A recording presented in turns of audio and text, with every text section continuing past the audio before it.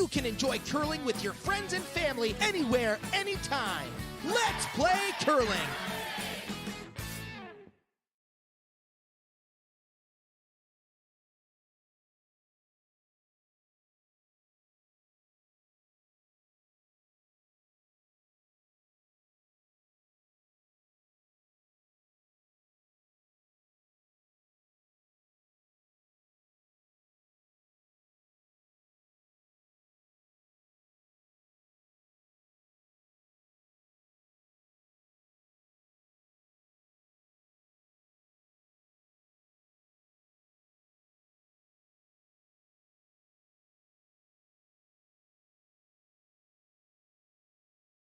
Asked by Mark No.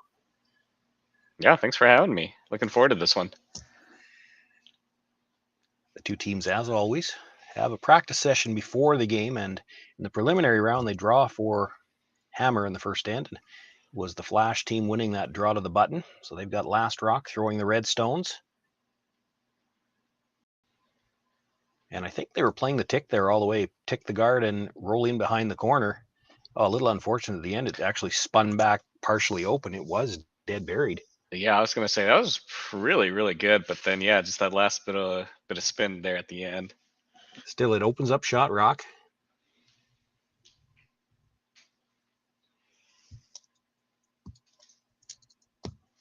Jacques Gauthier, he's backed by lead Alex Horvath. This is the second, Jason Ginter.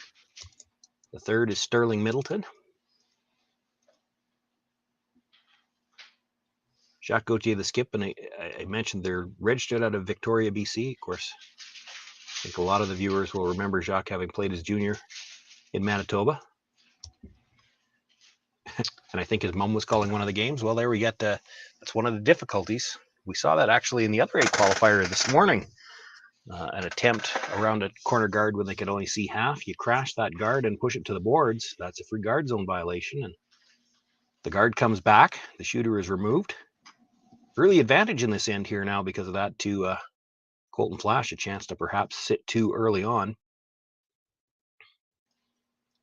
Yeah, is there so they're just playing off, are they just drawing around They're here? gonna, Maybe just tapping up? He's opting for the draw. I think part of it is looking at it. If you play the hit and roll, you're probably coming into the side of your own and leaving a double.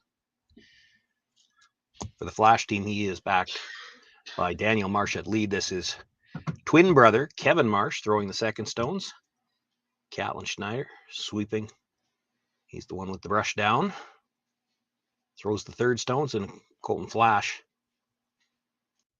of course, the skip of this team. Very nice. Gets that one dead buried, and the run double might be there. That's what Gauthier is looking at. Now, I'm not as familiar with this Gauthier team. Is this pretty much the same team that he had through juniors? You're going to put me on the spot. No, I don't believe it is, Oh, actually, okay. because his junior team was a Manitoba team. I was gonna say, yeah. I'd have to look it up myself. And maybe somebody in the chat will be aware of this and get it for me before I do. But I had it in my head that part of this is the leftover remnants of Tyler Tardy's team, and I could be wrong on that. Yeah, that would make sense. Yeah. But you know, this is great that I get to see this team. Right, this is kind of a up and coming team. And, thanks to Curling Stadium, I'm able to get watch these two teams play.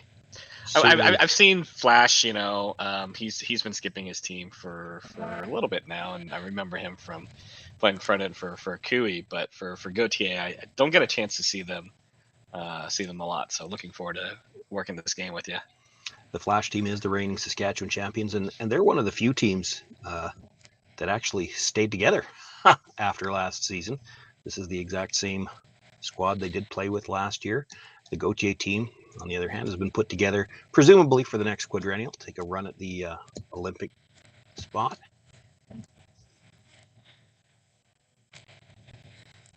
Although young enough, they could perhaps choose to make a run at a few Olympic spots. The attempt to come around on the corner guard comes up short, staggers the corners, gives Gauthier a chance to make a play in the middle. Shot stone belongs to Colton Flasch at the back of the 4 foot. I don't think he can see enough of the yellow to tap it directly to that red, but can definitely move it up enough to be shot rock and in behind cover. Yeah, there's a bit of swing here, so I mean they might be able to get to it, but it's pretty delicate. You may not want to mess around with it. And you wreck on the guard. Doesn't really help you much here. And this one's coming very close to the guard. Yeah, that's close. He's pretty much right on the nose. Sometimes it's a little tricky for us to see the line on those two. The sweeper or the shooter following his own rock down. We really couldn't see the line on that coming in, but ends up with a straight back tap. He's sitting second and third, and his 2 stones in front of the tee line. It's not a horrible situation for Jacques Gauthier. Those 2 stones at the top of the 8 foot are presenting a little bit of difficulty for Colton Flasch. He can only really move one of them. Yeah, it's hard to see if the one closer to the center line is just a hair behind. I would say it's just a bit behind, but it's almost touching. I don't know if we've got a shot from the overhead camera. You could tell whether or not you touch one and it moves the second one. And if it does that, the one yellow would come straight back. So Colton Flasch had looked at playing it as a hit and roll. He's going to go back to the straight draw around the corner guard. Yeah, I think it's not great for you. You almost have to wait for Gauthier to make a play on that because you don't really want to disturb it because it just seems like it's bad for Flasch here. Yeah, if those 2 stones are touching, there's no way to get the yellow that you can see past the red at the back because it'll touch that yellow and come straight back. Still, there's room with where those corner guards are situated. Captain Schneider can bury this and still have second shot. I'm going to say this one doesn't seem to be in danger of wrecking on the guard, so. Well, probably as much as anything else on the last attempt, just that little bit light and not able to hold the line. He's got T-line weight on this one, comes in dead behind and does, for the time being, sit 2.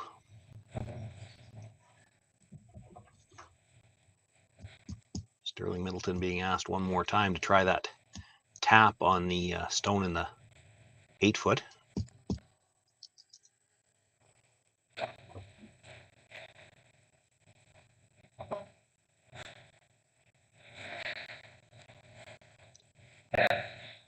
Just a bit of a clean from the brushers this time.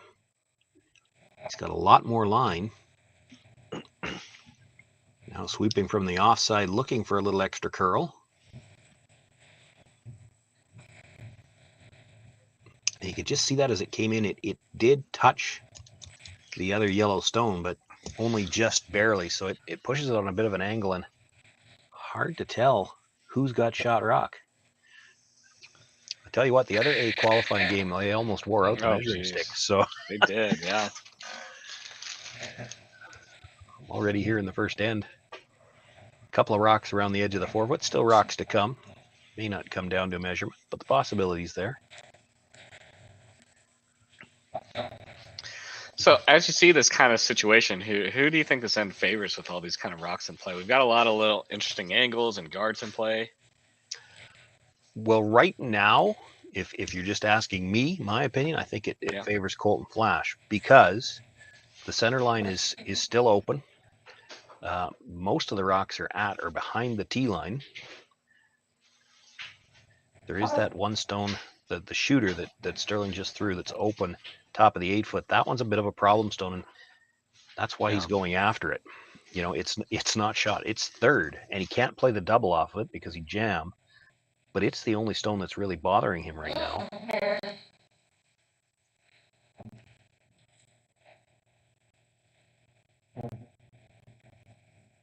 Interesting that it looks like he's playing the intern here. Yeah, I think he wants the flatter roll.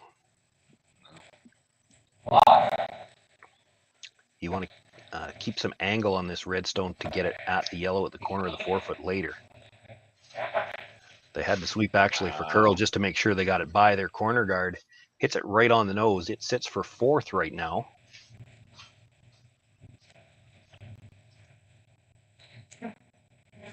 But again, that's the only shot, the only rock that Gauthier has easy access to. He can see the stone at the back of the 4 foot. The guard will be in his line of sight. Of course, you make that shot all your rocks are behind the tee line as well. Haven't really seen either team indicate which rock they believe is shot stone.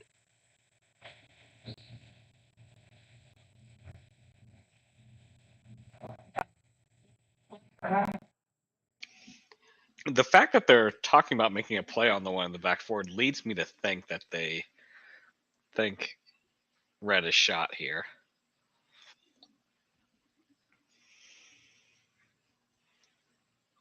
Well, the only other one they could play is fourth, and they're not going to get second shot off of it. The problem with coming to the back one, again, as I said, it would leave all your rocks behind the tee line. So they are going to make the play on the stone at the top of the 8 foot. He wants to hit and roll. You could make the double on the. I was going to say, yeah, the one on this, just above the tee line on the side. Yeah. The problem is you got to be a little careful. They're playing for the roll. They're looking at the roll, and if they get the double, that's great. But you want to be careful. If you try too hard for the roll, hit that first one a little bit too thin, you could jam that second one and spin it into the 4 foot for shot rock.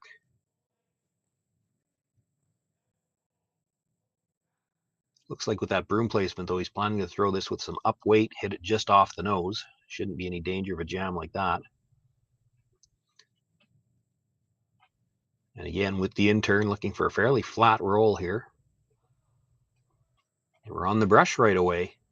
Boy, this is dangerously close to jamming it. Jams it, comes across, moves a couple of red ones, but in the end now, no doubt who's got shot rock. Yeah.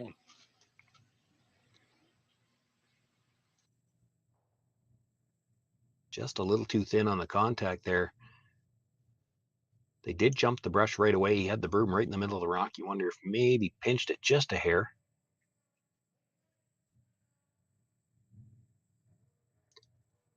It does give Colton Flasch a chance to draw sit 2. Ideally, keep his shooter in front of the tee line. Doesn't necessarily need to bury either. If he's edge to edge with the guard, he actually would take away the inside of the back stone, make it a little bit harder for Gauthier to play the freeze on his last one. And there's still the 2 rocks at the back of the 4 foot would be jam possibilities, so it'd be hard for him to play a hit on the stone that Colton's about to deliver. So, you look at a shot like this and you think, well, he's trying to bury it. I'm not sure he is. Edge to edge on the guard, sliver underneath is probably enough. Yeah, I think so. This has got a lot of room. We have seen them, though, if he's got the draw weight, they'll go sideways at the end. Does he have the weight now? Yeah.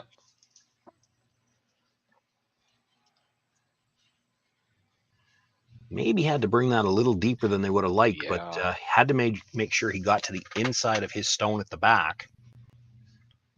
Boy, He's is there deep enough room here?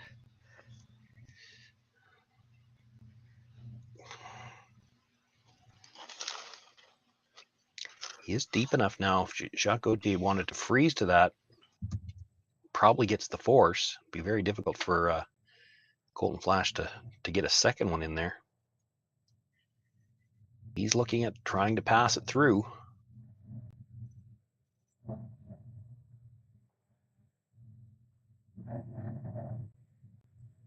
Boy, this is really tough. If you stay on the broom side of this at all, you're going to put it onto the Yellowstone, and if you roll. Colton Flasch, in his opening 2 games, scored 4 in the first end both times. Really? You tap this on the center line side, on the broom side, and you're going to leave him a shot for 4 again. So are you looking just for like board weight here, or like hack? With that broom, I gotta think you're right. I think it's got to be hack. I think that's probably too much ice for board. You can't hit this on the broom side. You can't get the high side, yeah. Yeah, you put it on the yellow, and it's definitely a shot for 3, and it might be for 4 if you leave everything queued up.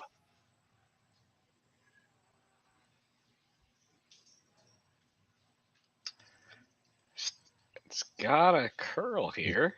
Yeah, they were on the sweep from the hold it straight side early. Gets just enough movement at the end.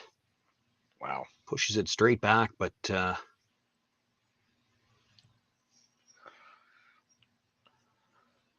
Well, there's got to be a double there on the yellows. Whether or not you can make it for 3 or not, that's debatable. It's probably there for 2, though. Try to drive the first one back on an angle to hit a third to a half on the second one.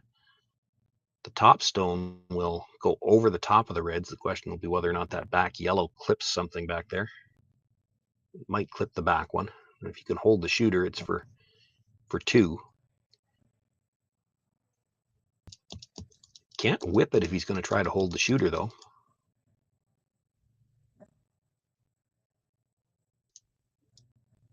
Well, it looked like they were just setting on the corner of the stone, so it looks like it's going to be.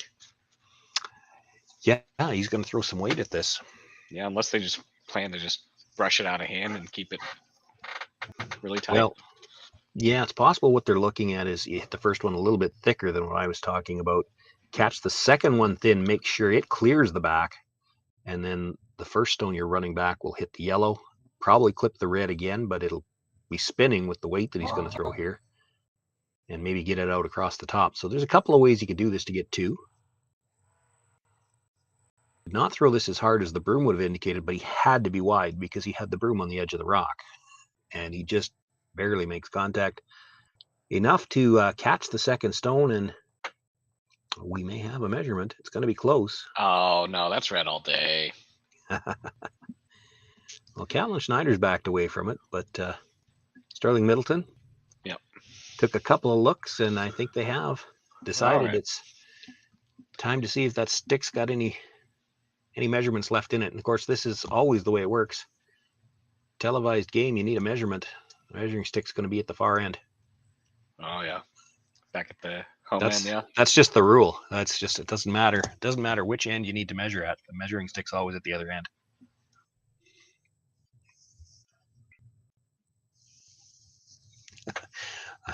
I'm just blowing up my screen huge, and I'm still, you're sure it's red.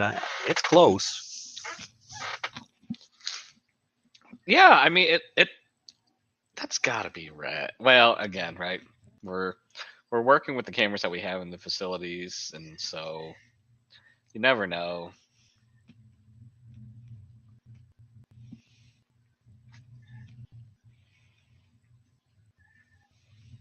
Now, the 2 measurements that we had this afternoon, this morning, neither time did either of the thirds bother to point at the rocks, suggesting we needed somebody to go talk to the player and remind them, you're on TV and there's no umpire. Let us know.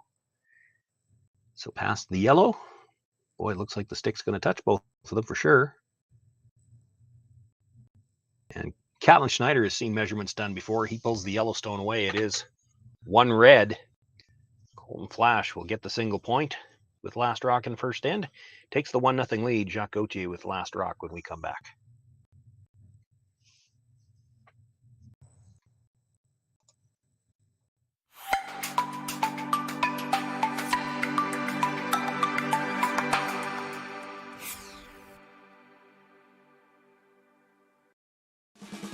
You can enjoy curling with your friends and family anywhere, anytime. Let's play curling. Stronger agronomics, better returns, greater peace of mind from pre-seed to post-harvest. You can count on the Victory Canola program to keep you and your farm ahead of the curve. Grow with us at victorycanola.com. Our partnership with Curl Canada is phenomenal. I mean, to be able to have a partnership like that at the national level, to be a part of the events that take place across Canada is phenomenal. To have our product available in those venues is phenomenal. But it really is. Curling is really, for us, it's a grassroots sport. To be able to connect within the communities that are supporting the teams, just like yourselves, the clubs, the provincial level organizations as well.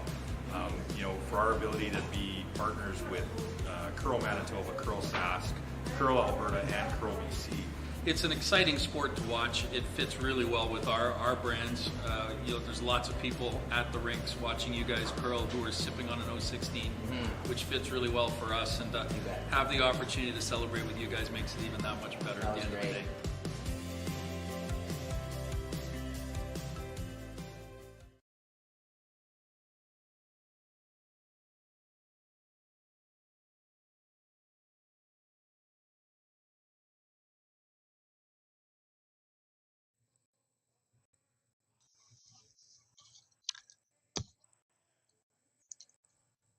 Welcome back, everyone. Just to confirm, Colton Flasch did win the measurement there, so he did pick up the single point in the first end. We'll get that corrected right away here. They threw the center guard to start the end off. Jacques Gauthier calls for the corner, and there is the come around by Daniel Marsh coming to the corner of the button.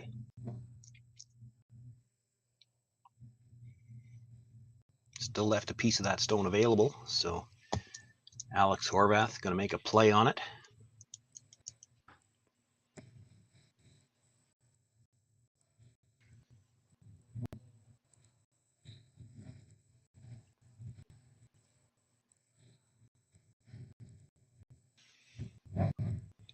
Looking to come down, pass that stone through the rings and roll to the corner.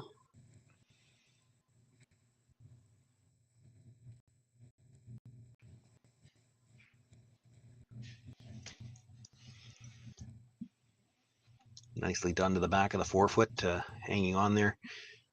Forces Colton Flasch to make a play on it, which in turn doesn't really allow him to use that center guard.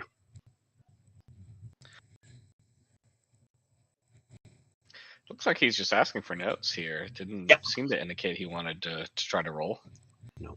If he comes behind the corner or behind the center now, he'd be behind the tee line, and you might see Jacques Gauthier go peel his guard.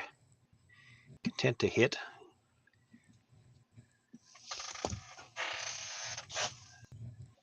And now with the rock in the rings outside of the house, Gauthier took one quick look at just coming around the corner, and I think what it came down to is he took a quick look at where they could be buried. They wouldn't be shot rock.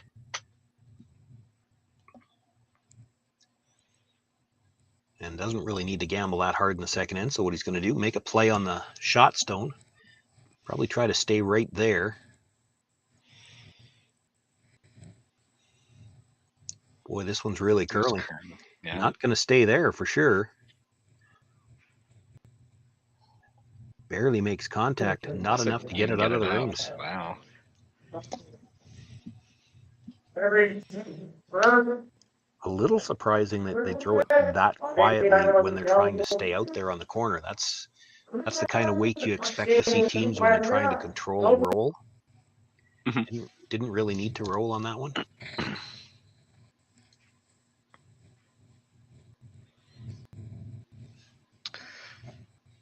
So they had a free chance here to draw underneath the center guard here. Plenty of room here, but should finish pretty hard here.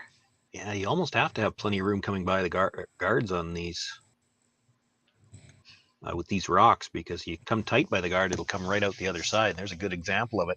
He had plenty of room by the guard. It's half buried. And for Colton Flasch, part of that is you got to be cautious. You can't over curl that guard. If you pop out the other side, you've left Jacques Gauthier the side that he needs to hit and roll behind his corner.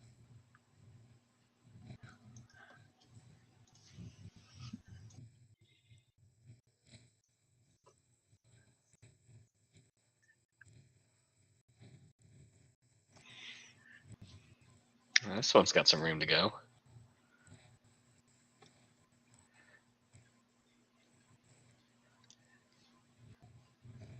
Barely making contact on the last stone, not able to get it out of play. Wow. Barely makes contact on this stone, leaves it in the back of the 12 as well.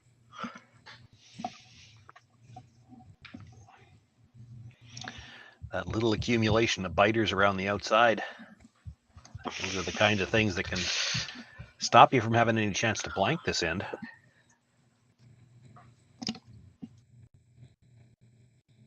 And again, like you said on the last one, it gives the Flasch team, this time Catlin Schneider, another free pass at coming around that center guard and see if they can't bury one a little better. It looked like maybe they took a hair less ice on this one. This one seems to be running a bit more, though. I don't think they want to go for the weight. There's a lot of rotation on this stone, too.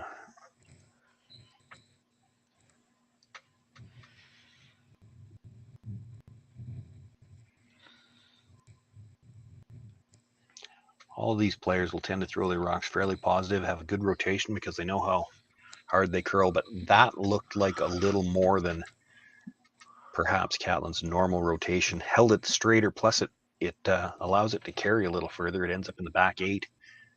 And now with, as we said, not looking good for any chance at a blank, Jacques Gauthier going to try to come around and see if he can't manufacture a deuce here. Yeah. Now, is it because it's so late in the end, there's no reason to go behind the corner? Yeah, probably, and also because, I mean, if you bury it perfectly behind the corner... Flasch is just going to meet the center anyways. Yeah, I was going to say you might not be shot rock, but I think it covers enough of the 8-foot. You could be shot rock if you're right on the tee line, and you're right. Colton Flasch, if you make it perfect, he's not going to chase. He's going to go around the middle, and then you're facing a possible steal again. Now, they certainly didn't want to be deep. Once they realized they were going to be back tee, they brought it as far back as they could so that if the Flasch team freezes to the face of it, there'll be room for you to get another one in front of it for shot rock. And that's just good communication. You'll see a lot of times, too many times, I'm afraid. It's usually my team. When you realize that stone's a little bit deep, you need to bring it back. Too often you sit there hoping and praying it'll stop just in time, and it never does. It always stops 6 inches behind the button where the other team can freeze to it, and you have no shot to score after that. Yeah, I think that's always kind of a interesting problem. No one ever wants to, sweep it deep, but then you always hate the result afterwards. Yeah.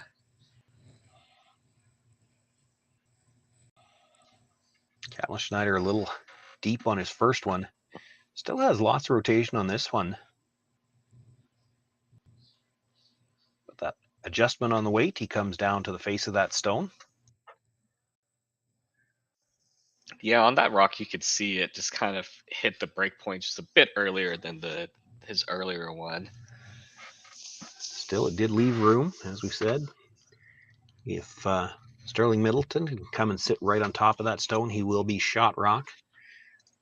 Probably also covering the pin. I'm not sure how you ever get 2, but right now, Gauthier will be first of all concerned with making sure he's got a shot to score. That's where you need this freeze. Boy, they're really working this hard. He's tight by the guard. He may completely overcurl the rock at the back. And that shows you exactly what we were talking about earlier in the end. You come by a guard tight, that rock is completely open past the guard, and it was still back 4 foot.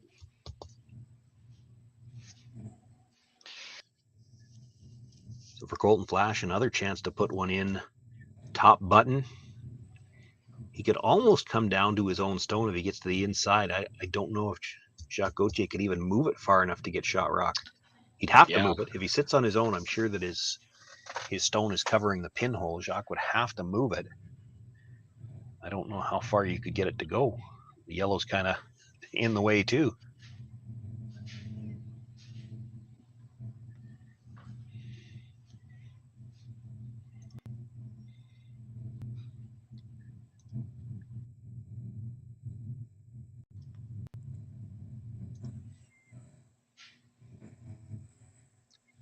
Jumping in early out of hand here. Definitely has tighter line than what Catlin Schneider had. Now he can afford to get to the inside of his own stone at the back button, but they're going to have to work this to get to the rings. It's not going to be there. Wow. And just overlaps the guards too, so Colton Flasch, although without last rock, he's not likely to be running anything back, but he's taken any opportunity for that away. Gauthier, another chance to make the draw, and needs to make it here in order to be sure that he's going to have a chance to score at all. May not have anything to shoot at for 2, but this might be the only shot you have to score 1. Would you ever consider taking the out turn side here, knowing that you have maybe a little bit of backing if you're just a pinch wide? Well, they haven't seen it yet. Now, that's one of the things in a bonspiel like this. This is only the third game for each of these teams. I don't know whether either one of them has been on this sheet before. I did happen to catch a little bit of the pregame practice. This is the side of this sheet that Gauthier threw his draw to the button on, so he may feel more comfortable on this side of the sheet anyway. Certainly the whole end has been played on this side. Looks like it should be around the guard, and once it gets by, it should have plenty of finish here. He's got a lot of weight. This is probably bumping a little bit. I don't know if there's room that he can bump it and sit to. No, he'd never get to the inside of it. Bumps it a little bit. It is still second shot at the back. Jacques Gauthier with his shooter gets shot rock, but that little bit of a flop out probably has left Colton Flasch room to get to the inside of that.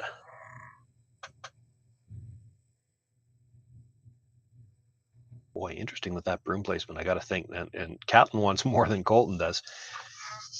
That really looks like Colton's planning to throw the weight to move that stone. Because I think for dead draw, I think the broom would be closer to where Catlin had it. Yeah.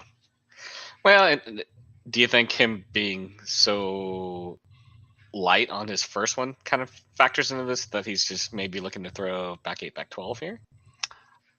You know what, with Catlin, or with Colton, I don't think it does. He is a confident thrower, and this is a team that they've had last rock in the first end of every game they played. He draws very well. I think the first one was probably just more uncharacteristic.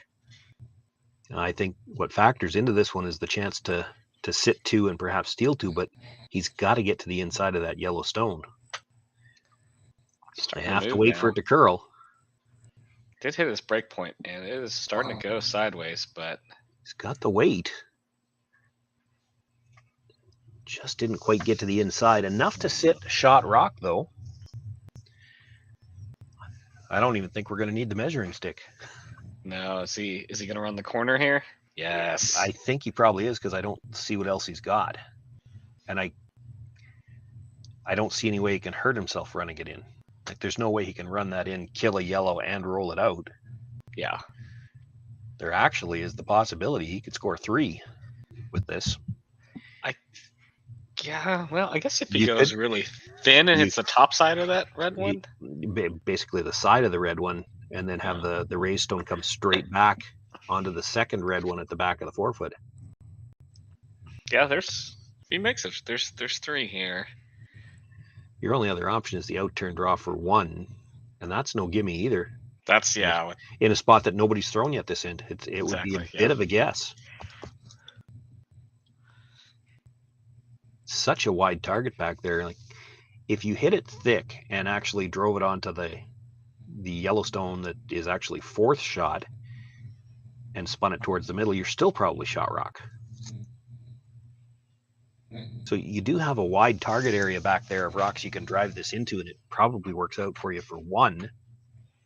Yeah. If he drives it right onto the shot rock, definitely a shot for 2, and there's a couple of ways this could work out to perhaps get 3. If he dead jams it onto the red at the top of the button, it might clip the back yellow too, just enough to push that red.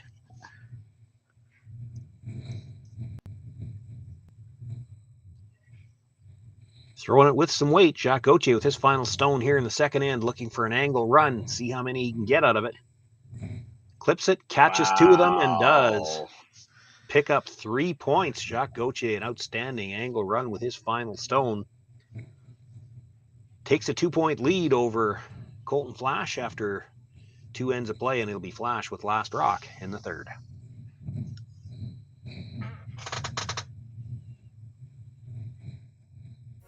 SaskTel Be Kind Online wants to stop cyberbullying. Want in on the action? We award up to $1,000 for youth initiatives that help spread kindness and prevent bullying. What great idea do you have to help stop bullying? SaskTel can help. Go to BeKindOnline.com and apply for a grant today. Together, we can make a difference.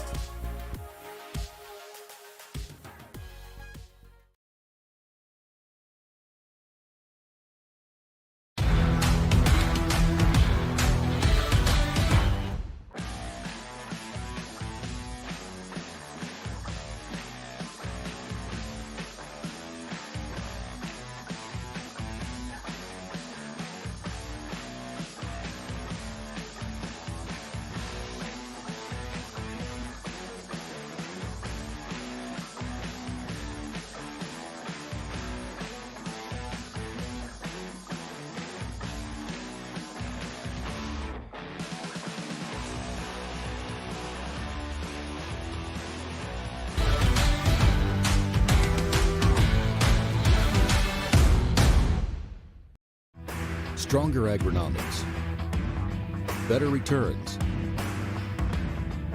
greater peace of mind. From pre-seed to post-harvest, you can count on the Victory Canola program to keep you and your farm ahead of the curve. Grow with us at victorycanola.com.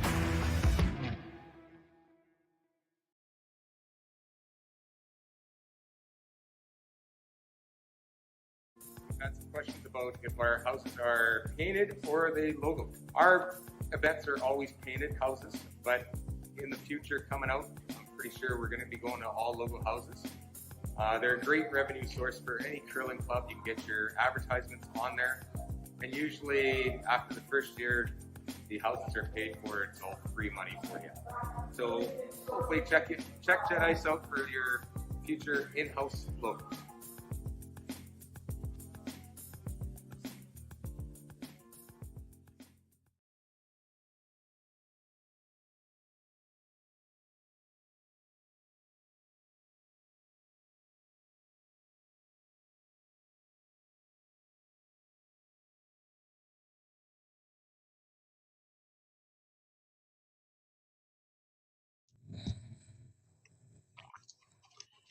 Outstanding shot by Jacques Gauthier with his final stone, the angle run in.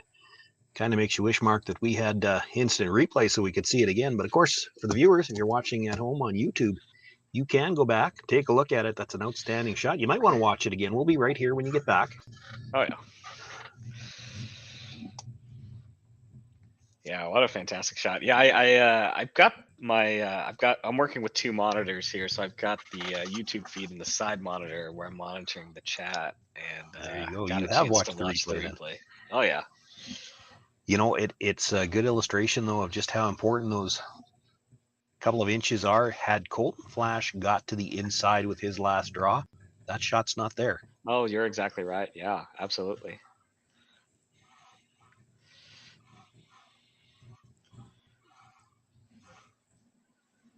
As we start things off in the third end, we had a center guard, a corner guard, a come around, a freeze, another freeze now.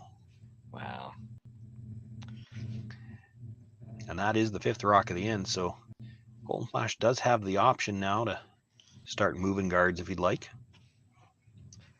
Yeah, from the overhead cam, you could see how sideways that kind of went from the hog line in.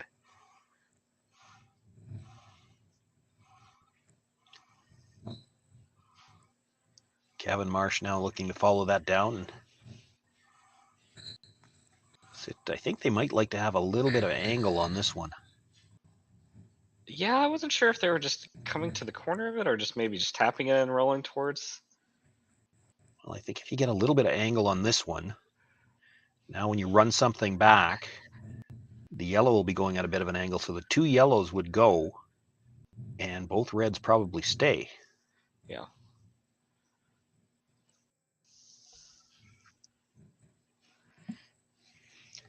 Jacques Gauthier, not much left he can do with the middle. If you did, it still leaves the same opportunities to run something back. And the other factor there is that top redstone now is queued up to roll towards this corner guard. So maybe we get rid of the corner guard here. Yeah.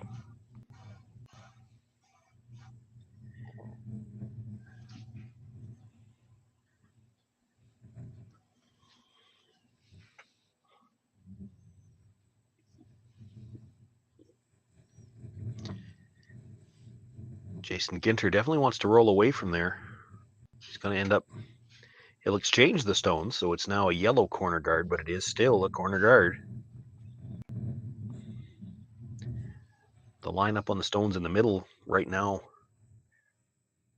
pretty much favors Colton Flasch. Everything's queued, as I said, for the yellows to go and the reds to stay.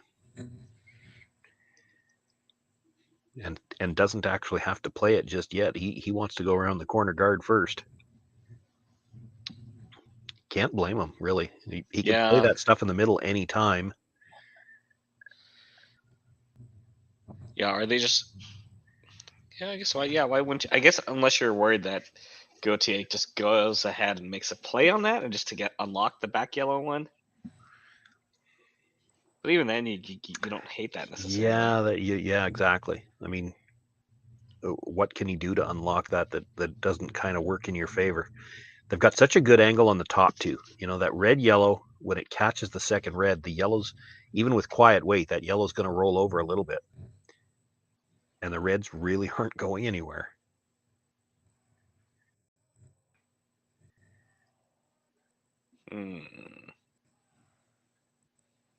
This is an interesting call. They're not even looking to run this back. This is just looking to get rid of the center guard, give themselves direct access onto the angles in the house.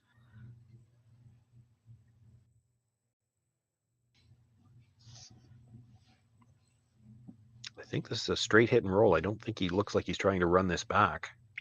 Yeah, I think so. It looked like he was indicating to maybe roll to another corner or to the corner on the same side. Yeah, get a double corner on that left-hand side as we face Colton Flasch. This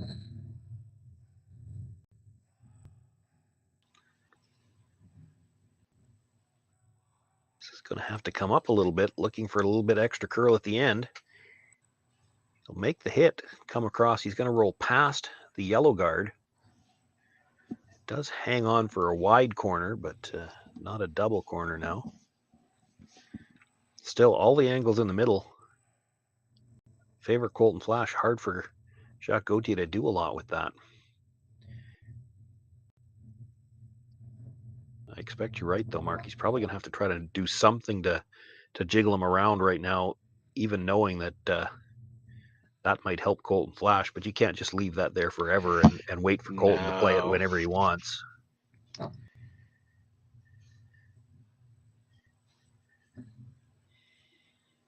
Yeah, just tapping into back four. Yeah. I thought he might want to spend a little more time just looking at where he wants to hit the first one, just to make sure that you the only two that you can really 100% try to control the angle on is your shooter and that first red. So you might want to be careful as to where you hit this so that you can line something up with it.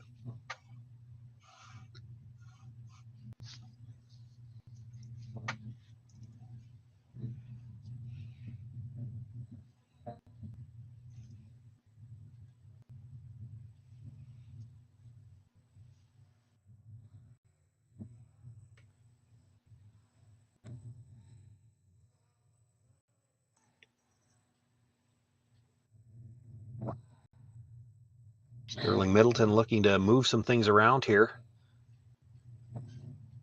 Makes the tap on the nose. Moved his own to the back of the forefoot. Yeah. I think it was just a bit tight. I think they had to go for the line and maybe just hit it a little bit thicker than they wanted.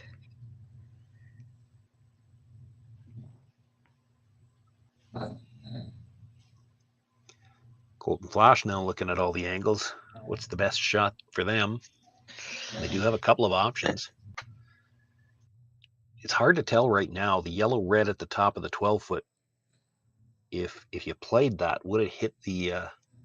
Would it clip the yellow, or does it go by the yellow and make contact on the red? And certainly they're close enough together it could drag. So it could matter how you hit that. Yeah, I think you missed that middle yellow, so I think it hits the red here, but definitely it'll be interesting here. I think Colton's playing the back one. Where those angles matters, it might affect what Jacques Gauthier plays after this. Yeah. They got to go to get by the stone at the top. It's a bit tight. Oof.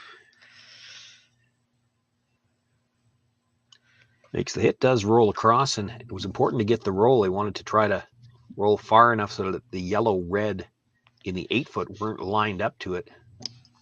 And I can't tell whether that goes by or not. It's close to it.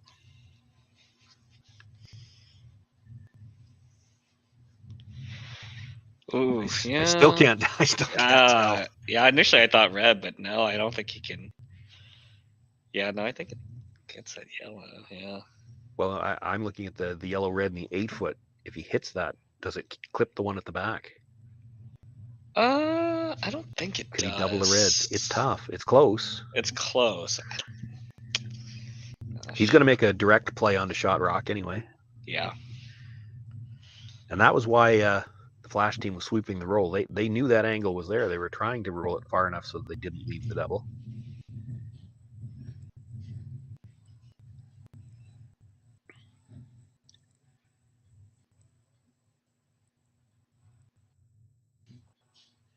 Makes the hit, stays right there.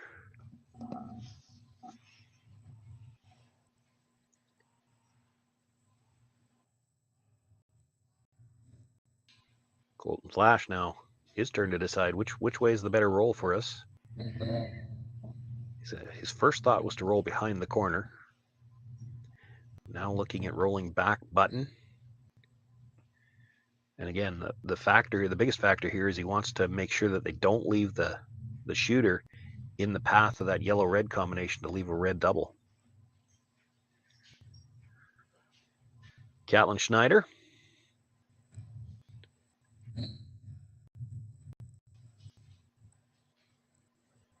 They're on the brush on this one early. Looking to roll. Certainly, I think if you nose hit now, you're leaving the double. And this, they might have overswept that. Yeah. Got caught. I think they're expecting big finish and maybe a little more weight than they were looking for. Never called the sweep off. It does hang on to the edge of the 12-foot.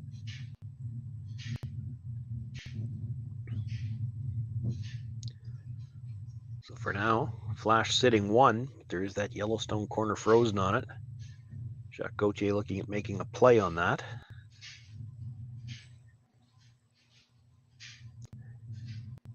We were talking earlier, just wondering if you hit the yellow-red combination at the top, does it clip the yellow? And I think if you were sure it goes by the yellow, he'd be playing that to double the 2 reds.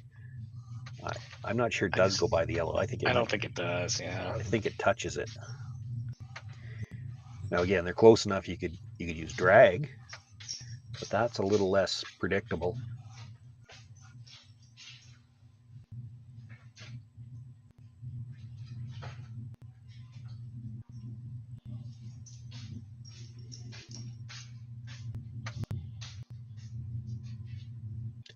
Not sure what it is they're talking about with the corner guard. I have to believe that's something they're worried about Colton Flasch doing.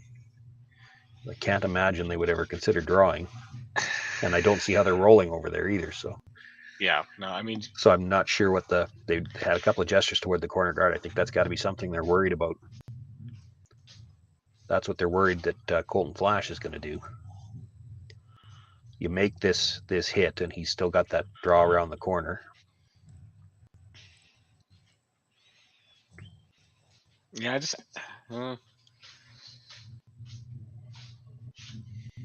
I can't think he can never play off this top one because there's.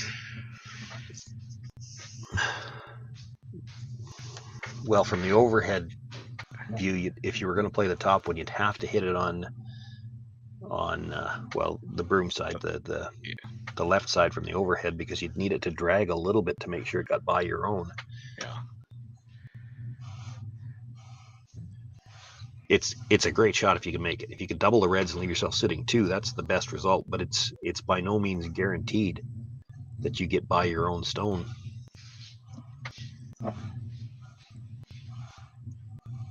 So they're going to make the play on the yellow-red, and I think what they're worried about perhaps is that Colton Flasch might have a shot with some drag playing from the other side to try to double the yellows and maybe roll both behind the corner.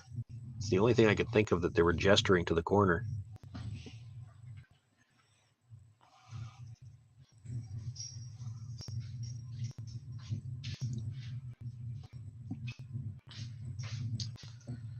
That's the shot that Colton's looking at.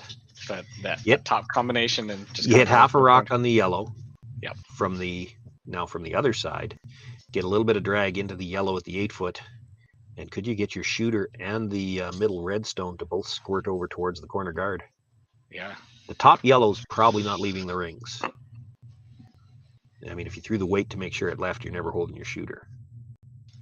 No, but I mean, I think if you catch it, I think there's a good chance. And you don't necessarily have to kill it anyways, right? If you're sitting 1-2 afterwards, right? With one of them buried, you've got to like your... Yeah, it's going to be tough to be sitting 1-2, I think. I don't think that top yellow is going very far if you're going to keep the shooter. And I think it's probably hard for your shooter to beat the top yellow. But if you get the two reds to kind of roll together, you can probably protect shot rock. You still got that biter at the back that could end up on the scoreboard. I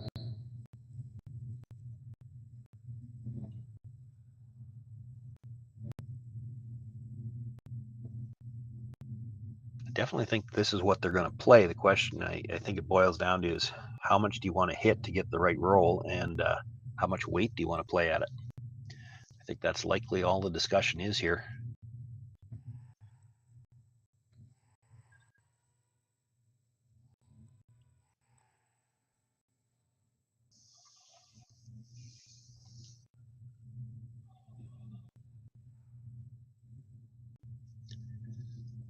The quieter you throw it, the thinner you can hit the first yellow one and still keep your shooter, but that makes it harder to move that third stone, the shot rock, the yellow shot rock. Doesn't go as far when you do that. You have to get it at least through the 8-foot. Be nice to pass it through the back of the rings. Pass it through the back of the rings, and that one at the back is still a factor.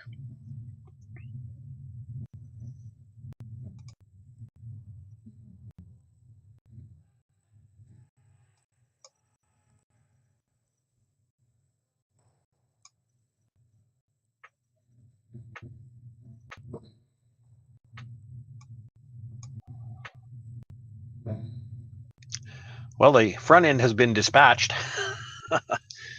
but Catlin and Colton still talking about it.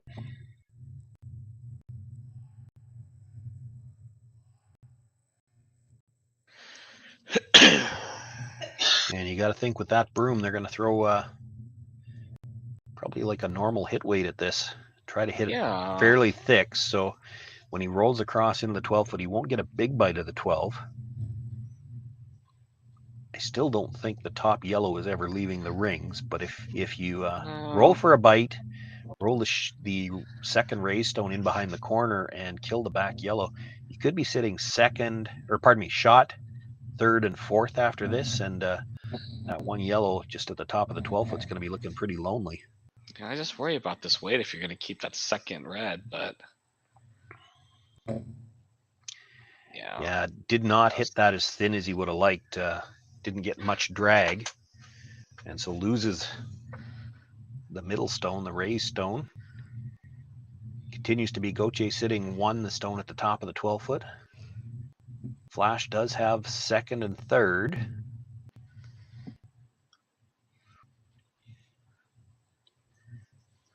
Jacques immediately going to play the hit on the back one.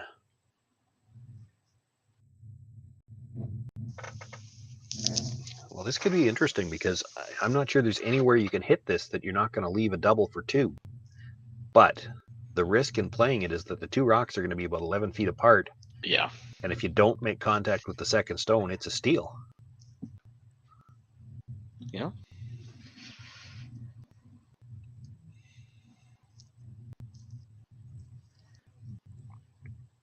Someone in the chat is asking if this game is timed. I don't believe these games are timed. I should think by now it would be obvious they're not playing with time clocks, or they'd already be in trouble. Jacques Gauthier quite a bit needing to stay here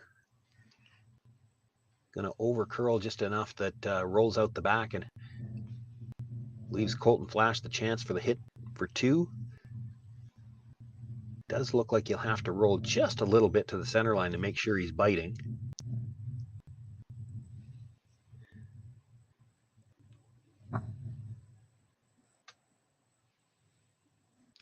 And really can't afford to whip it, because if he comes too far towards the center line and touches the back end of his red stone, he might push it out the front of the house. Yeah, he might force himself here.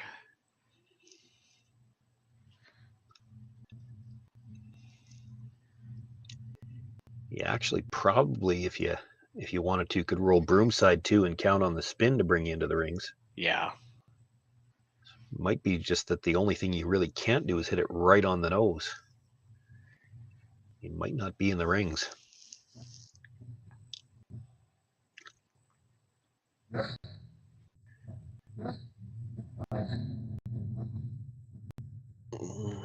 Looking for every last bit of curl they can get. Gets just enough across the nose, makes the hit, does bite the top of the 12-foot. Put 2 points on the board for Colton Flasch. After 3 ends of play, we're all tied up. Jacques Gauthier with last rock in the 4th. We asked Saskatchewan what they know about 5G. More speed, more innovation. It's gonna make our lives a whole heck of a lot easier. This is what 5G looks like. Better, faster. Sounds like one more G. Sounds pretty good. I don't know what it means. All you really need to know is the future of 5G is here and will continue improving through investments in network technology.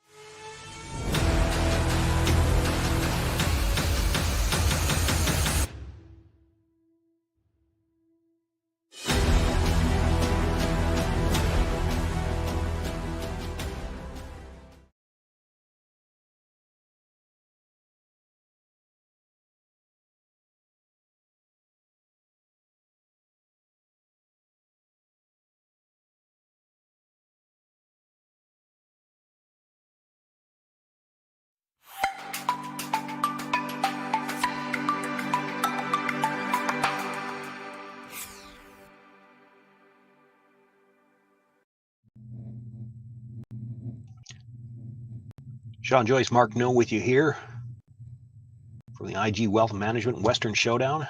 A qualifier action Saturday afternoon. All tied up 3 apiece after the 3rd end. Gauthier with last rock here as we begin the 4th. Colton Flasch opting to start this 4th end off with the double centers. Gauthier had thrown the corner guard up early, now looking to come around those double centers.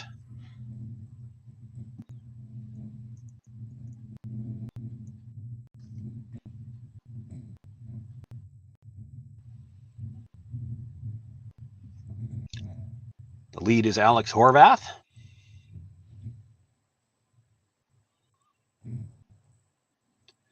Nothing out of the brushers so far. They're just waiting for the line. Still on the corner guard now, starting to move. Plenty of room by the guard. Does not want to be behind the tee line here. It's going to overcard? He just wanted to take it easy on his sweepers. Just put it right in the perfect position by himself. That's a nice one. That's always a nice one to get. Yeah, shaping up to be an interesting end here with some guards in play. This is I think that's the same corner guard that he ran back in a couple ends ago. Yeah. Boy, it's awfully close to the same position. Yeah, and may well be the same stone. Yeah, because it was probably thrown with the lead's first stone 2 ends ago as well.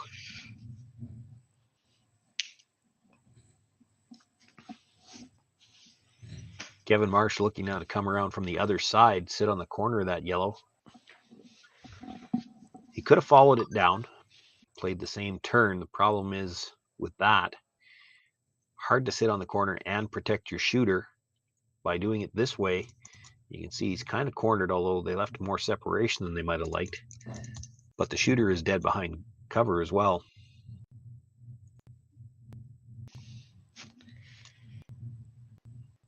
Gauthier now will look to corner freeze from the other side.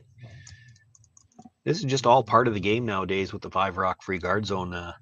Two teams jockeying for position, both trying to set up angles. Last end, early in the end, it was Flasch who had the angles all in his favor. Jacques Gauthier had to move things around.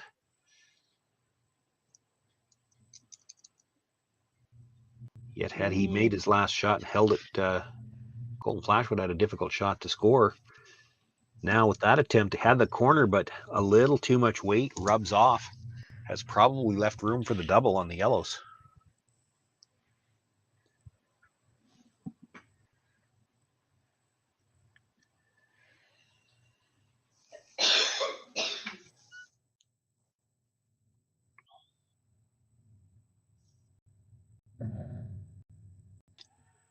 Kevin Marsh, bigger weight this time, wants to hit this just slightly on the high side.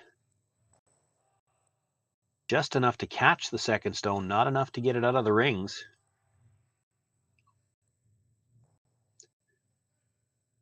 I think it is the Flasch stone at the top of the 8-foot sitting shot rock.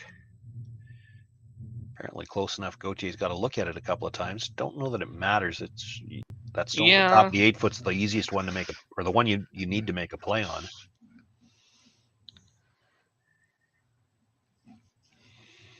That's the most dangerous stone for Gauthier right now. And you do have to be, it's a delicate shot to make a play on it because it's, well, what would you say, just a little bit more than half undercover on the longer guard.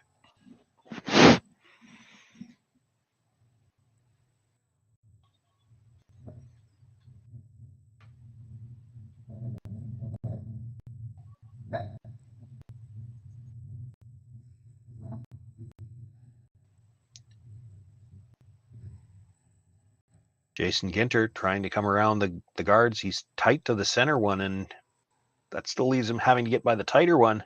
Oof. And he just rubbed it. Yeah. You might want to peek at your YouTube replay, but I think he rubbed the back end of that guard coming by. Definitely touched the back side of it. Just enough to straighten out the shooter, and actually probably picked up a little extra spin too. And after he does make contact, spins well out over in front of the other Yellowstone. Not a bad result there. Well, it's not a good result. He pushed not a Redstone good result, yeah. further in behind cover and left a double on the yellows. But again, they wanted to hit that a lot thicker than they did. Now, a little fortunate that they came directly into the side of their own stone. So actually now shot rock is a little closer to the button, and it's totally buried. Now that stone in the 8-foot, top of the 8-foot, they can get to it, so they could play a double on the two rocks in the ring. I was gonna say, you can maybe get a double, maybe a little bit of a roll towards the corner. Towards the corner? Well, I think if you're playing the double over the top, you're probably losing. Yeah. You're losing the shooter. I'm wondering if there's just enough room there to get a sliver of a roll underneath the two red guards and still make the double. You can't roll dead buried, I don't think, because then you're driving it by the one in the 4-foot. But you get any sliver underneath, and that still becomes a problem rock for Colton Flasch. Doesn't look like they're throwing the big weight here to really go after the double. Looks like they may be more interested in getting the roll.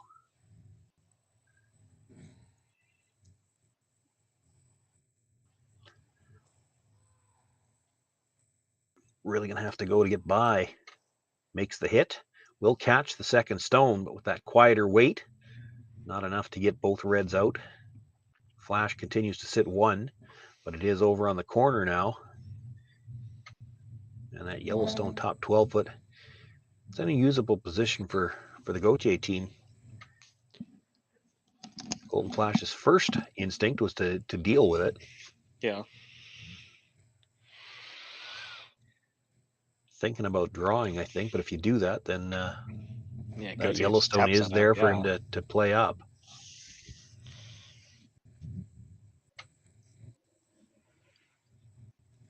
Your thought process here, though, if you're Colton Flasch, is that we make a play on this Yellowstone. It really doesn't matter what we do. Jacques Gauthier is coming around. Yeah. So you want to leave your shooter in a spot where you can use it.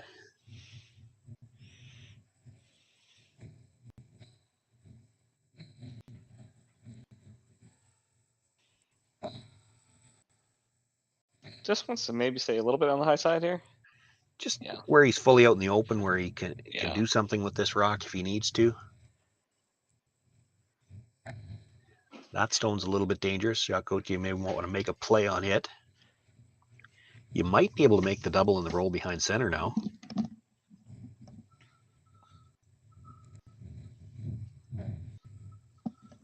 Or the straight draw.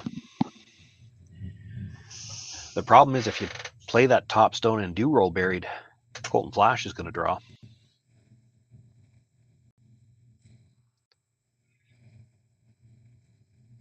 So they are going to play the hit. I'm just not sure. Are they playing for the roll for sure, or are they just going to try to stay right there and leave their rock in a usable spot? You play for the roll, you might make the double. But again, you do that, your stone is now under cover. You can't use it again. And Colton Flasch is going to come around it. I think they're going to try to roll big here. I think he was past the centers. Past the centers, yeah. I think he was initially tapping that earlier. It's an option. It doesn't look like there's a ton of room to do that, but threw a little more weight here, so maybe. But now they're sweeping for curl. That's not a good sign. Going to hit it broom side. Rolls in behind the corner. He does have a bite of the 12, but Flash stone at the back of the 8-foot continues to sit shot, and now no reason for him not to come around the middle.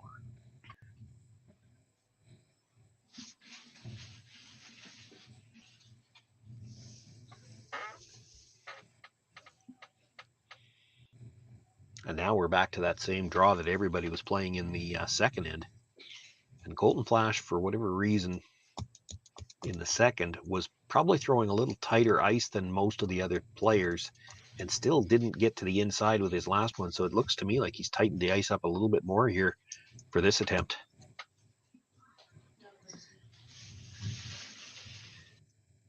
The guards are actually on center line this time. I think they were a little just off center last time, so he does have a tighter line in the first place. Yeah.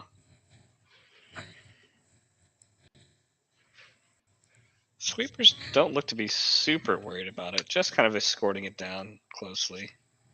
Starting to move now. You know these will go almost sideways coming into the house. Now is this going to peek out the other side? Yeah, I wouldn't be sweeping from the side to make it curl. Yeah. Manages to get dead buried on the tighter of the two guards. Jacques Gauthier looking at, I think that gesture was if we make the corner freeze here, then we've got the angle run in again for the last one. Yeah, I mean, why not, right? So you make the corner freeze now. I don't think he's looking at the angle run right now. I think he's talking about make this corner freeze. Yeah. On that side, then everything's lined up when he plays the run back.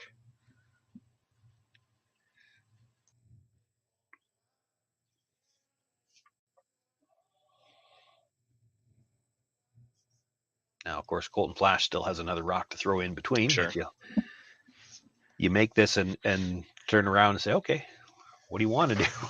Yeah. Colton Flasch has already seen this angle run made on him once. Yeah, now he is going to have to play it from this other side, so. Yeah, he does have to play the draw on the other side because he needs to cue it up on that angle for that for the run back to work for him this time. Yeah, there's almost enough curl where you can do it from the intern side, but this gives you so much more margin of error, though. Yeah.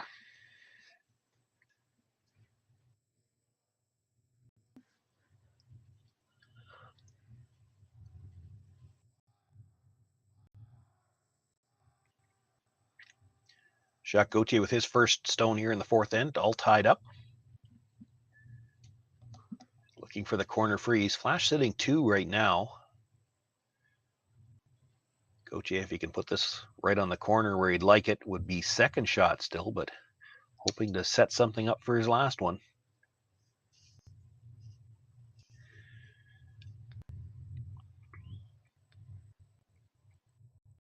That's pretty good. Yeah, mission accomplished. Colton Flasch has no choice here. I don't think he's going to have to Yes. cover that. You can't leave him a direct pass to that stone. That's too easy. Yeah.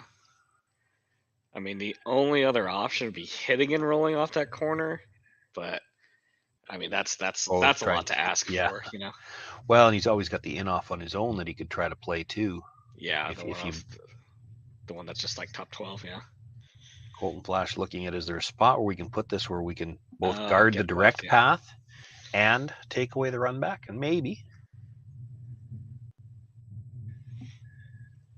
Yeah, somewhere just full 12, maybe just biting the 8-foot ought to do it. Yeah, can't really come right down to it, I don't think, because, well, even then, well, like if you corner freeze it in such a way that Jacques could maybe nose hit it, I still think the rock at the back of the 8-foot, the lone one over on the left side beside Colton, from the back of the house, that one's still probably second shot. I think they're also talking about, do we come around and come and sit right on top of our own again and maybe sit 2? And that might be what they've opted for. Play the exact same shot. Gauthier did nudge that stone a little bit, so there's a little bit of room between them. Or is he indicating it's still essentially the same shot? Is he trying to get to his own or trying to corner freeze the yellow? You corner freeze the yellow and the angle run in is still probably only for 1.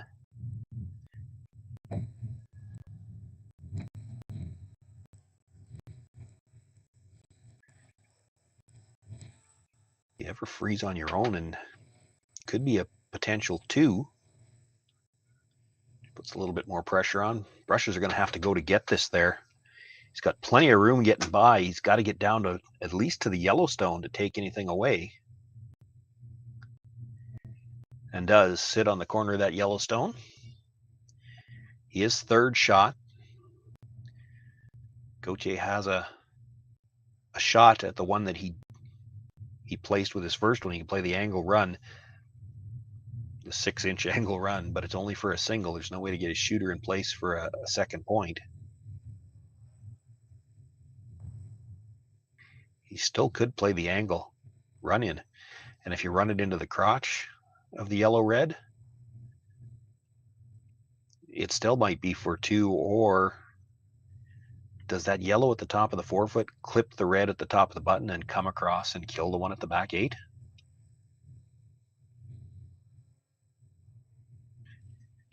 It might.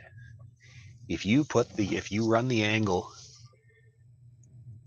right into the middle of the yellow-red that are both biting the top of the 4-foot, it might kill all 3 reds. Yeah, I mean, for 3. This is relatively risk-free, right? Like, he's never giving up more than 1 here. Yeah, mind you, if he just goes direct at the stone he just threw, it's a pretty easy 1 as well.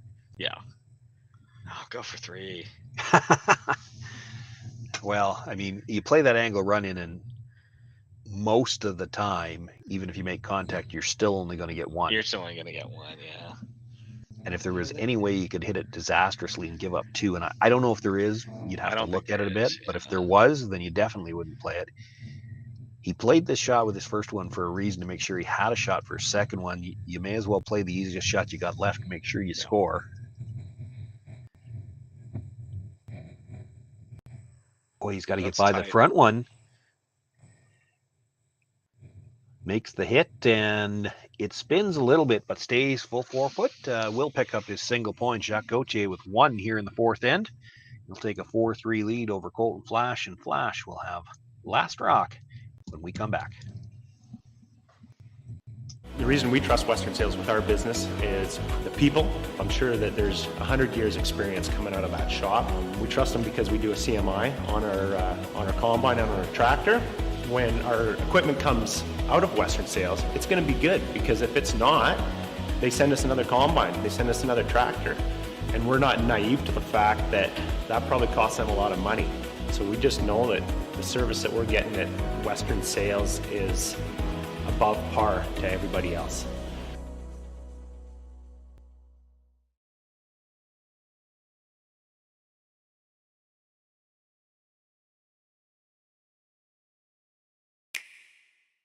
The roaring game.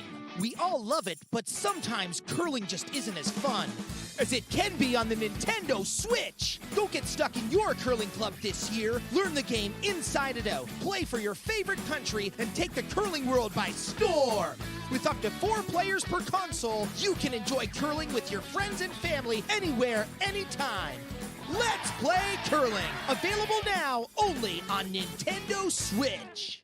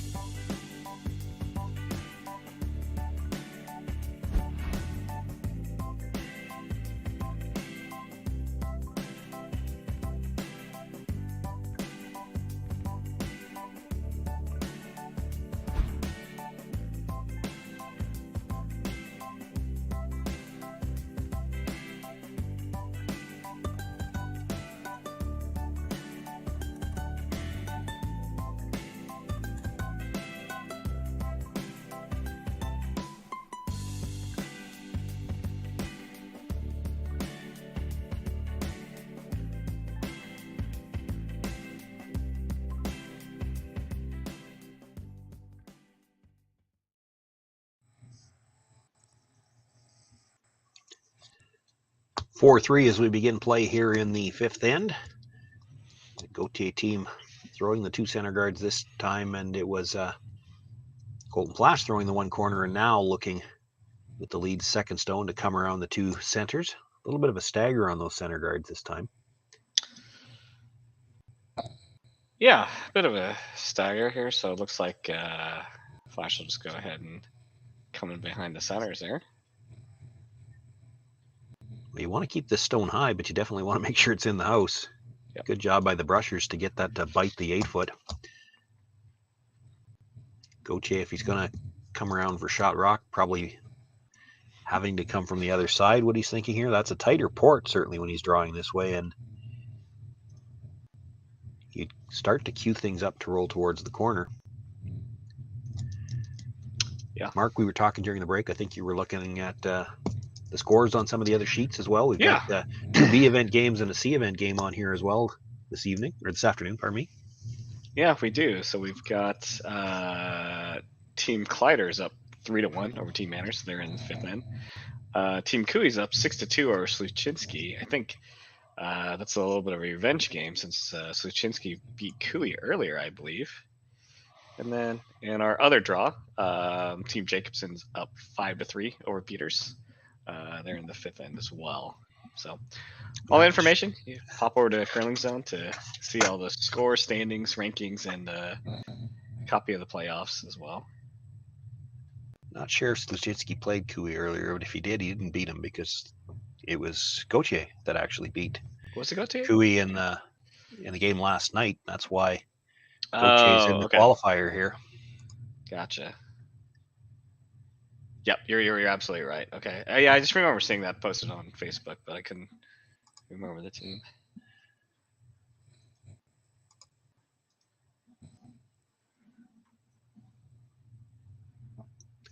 Come around attempt by the Gauthier team comes up short, ends up as a third center guard. Now Kevin Marsh trying to come around through that port. Going to get the little rub on the corner and still manages to get to the face of his own. Sitting too buried. But he made the hole bigger. Yep.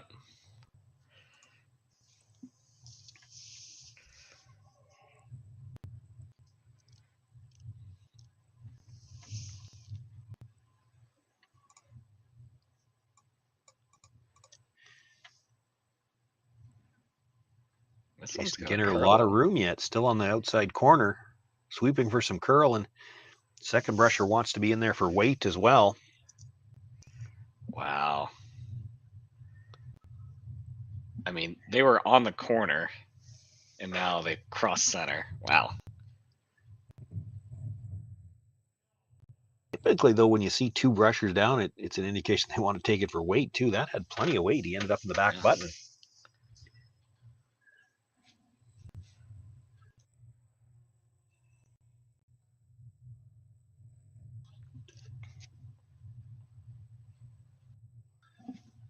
Kevin Marsh being asked to come down, try to get to the face of that, and maybe move it a little bit. Now, I don't think you can likely throw the weight to move it all the way through the 12-foot, but you only have to move it maybe 2-3 feet on an angle into the back 8-foot, and you'd have a chance to get rid of it later on.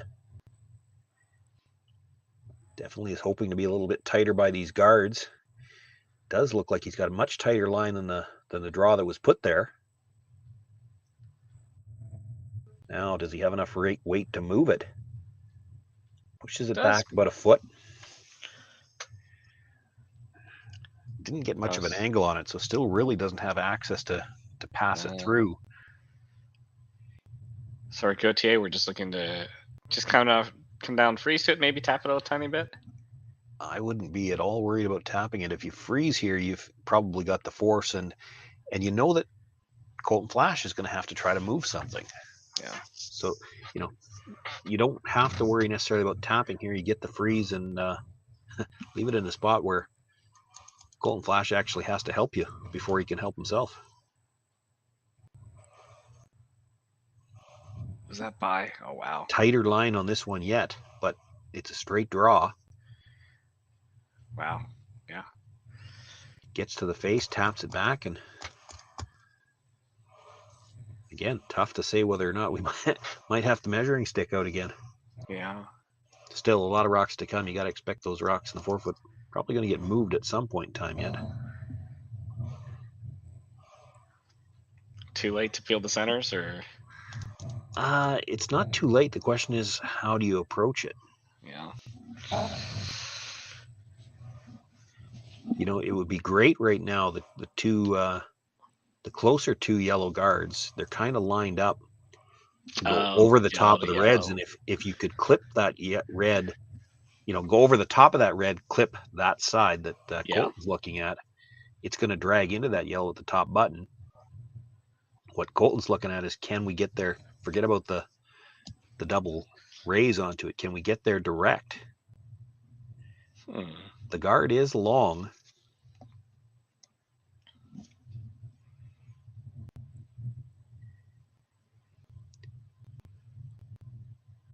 It can't look great to your eye in the hacks, but you've been watching these rocks for 2 days. There's finish here.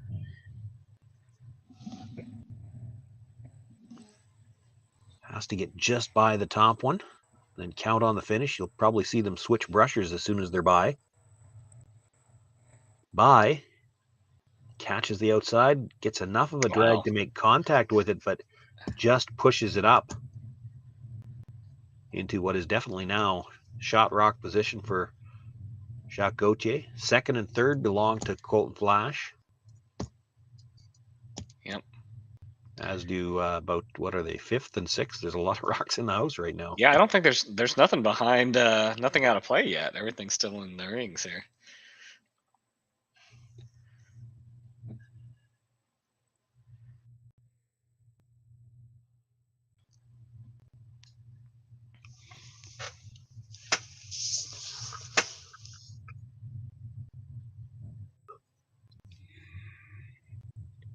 So Gauthier looking to come down, sit on top of the red stone at the top of the 4-foot.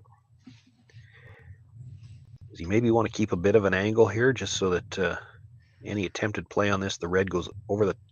I'm just looking at the angles on the back ones. So you want to angle the top two, the one you're about to throw in the red, to go ever so slightly over the top of the yellow on the top of the button. That way it goes straight back into the red. Yeah, I think so. Yeah, I think getting to the inside doesn't really give you much here. And then we might be back to your last question. And granted, it's 2 shots later now, but Colton Flasch might have to start peeling guards to make sure he's got a shot to score. Oh, did that pick?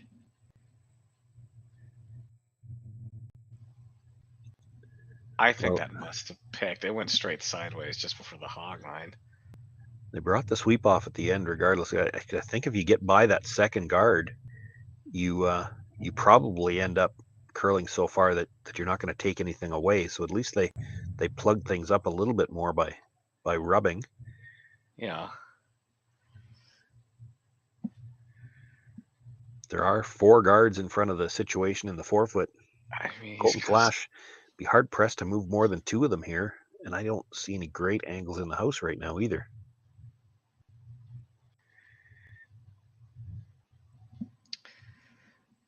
I mean, I think he has to. There's a part of me that doesn't want him to, just so we have all rocks in play and a chant for all 16 in play, but that's... I think that's the arena curler in me. Somebody, and I've got them behind the screen, Catlin Schneider, I think it is, looking at the angle run in. And, it's there to kill both yellows.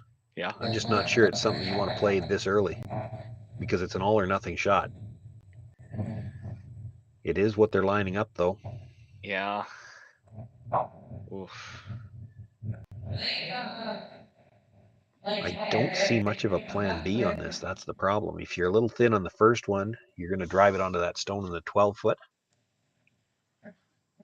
I guess maybe.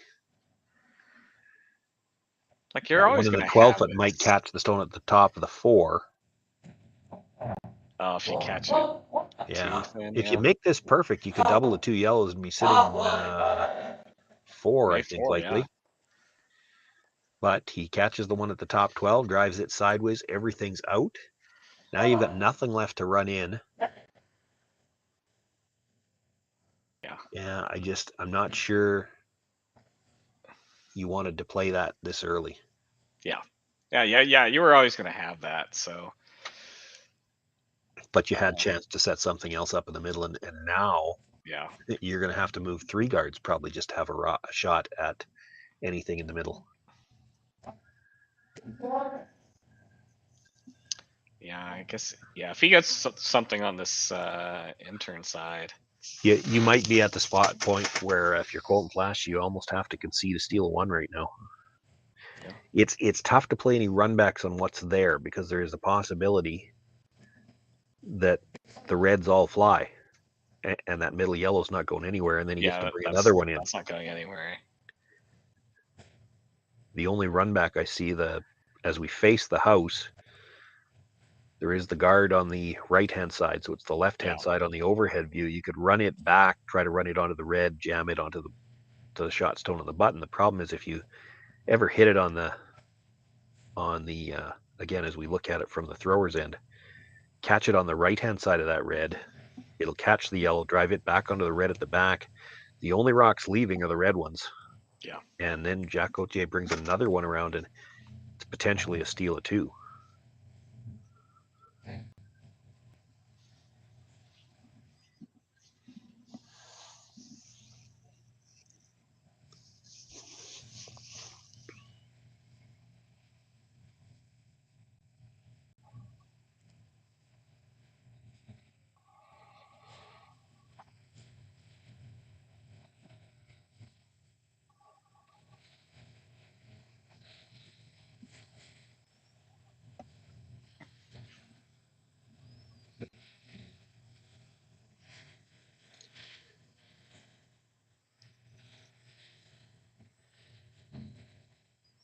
So I think Gauthier feeling that the way the ice moves there was probably enough room. And again, Colton Flasch can't see more than a sliver of it, but he couldn't hurt himself playing at it. Try to pick it clean through the middle. He's taken that away with that guard. Is he gonna have to play this? Is this the two yellows that are just left of center line? Is that tap onto the red? Oh, but yeah, you can't. That yellow's not going anywhere. Yeah. The same problem exists. If you play it with any weight, the only rocks that are leaving for sure are the red ones. That yellow one's not going very far. You could play it, almost a draw weight tap. Yeah. But the same problem exists. I'm not sure you'd be shot rock when it jams on the back, and you still haven't created any way to get in with your last one.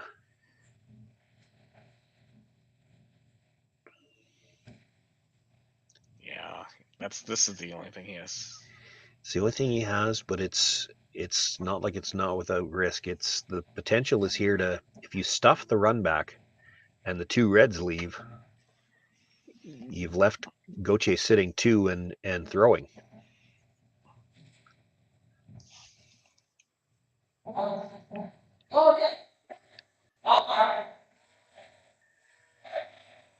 Close. Makes the hit, catches the stone at the top of the button. They'll spill it over to the edge of the 12-foot. It is still Gauthier sitting shot rock. They did leave their own stone edge of the 4-foot, but it does give Gauthier the chance to hit and roll undercover, top of the button. He'll be sitting two buried with no chance to score. Yeah, if he rolls like top button here, it's a steal of two. I don't see any way to stop it. Now, how far do you want to roll here? Do you want to roll? Oh gosh, yeah, even that long guard is covering the high side, so you can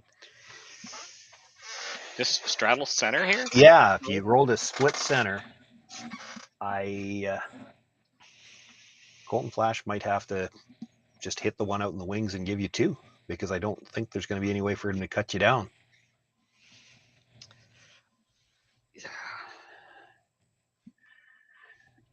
The Flash team probably needed to make a play on the guards a little earlier. That angle run in, which was an all or nothing shot, and they got exactly nothing. And they didn't have a great angle set up. That was another one of those things. When you play those angle run-ins, you'd like to have one good angle in the house first, and they really didn't.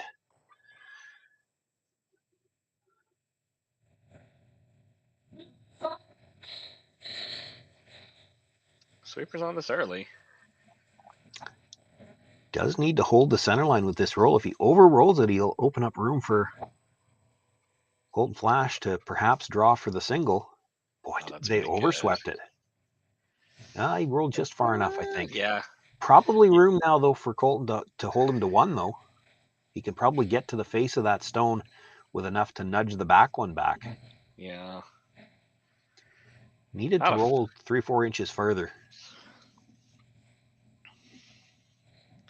Still not a comfortable feeling for Colton Flasch when you're playing a shot like this, just to hold them to a steal of one.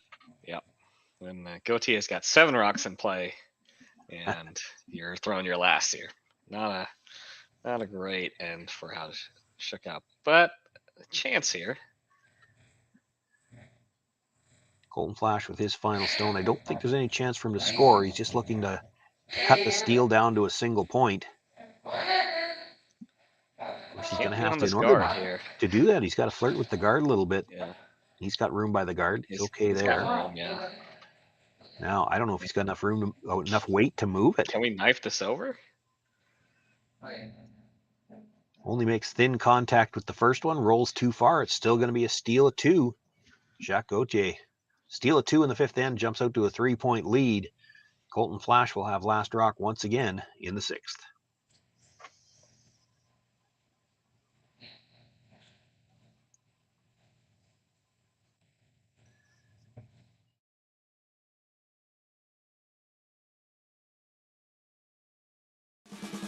You can enjoy curling with your friends and family anywhere, anytime. Let's play curling.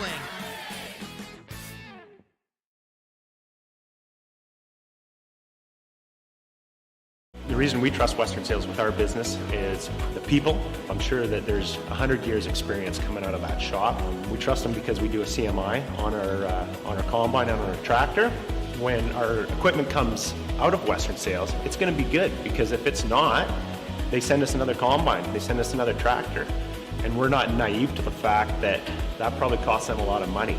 So we just know that the service that we're getting at Western Sales is above par to everybody else.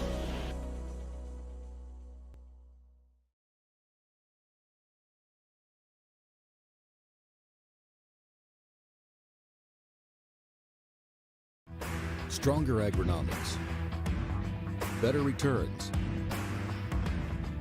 greater peace of mind from pre-seed to post-harvest. You can count on the Victory Canola program to keep you and your farm ahead of the curve. Grow with us at victorycanola.com.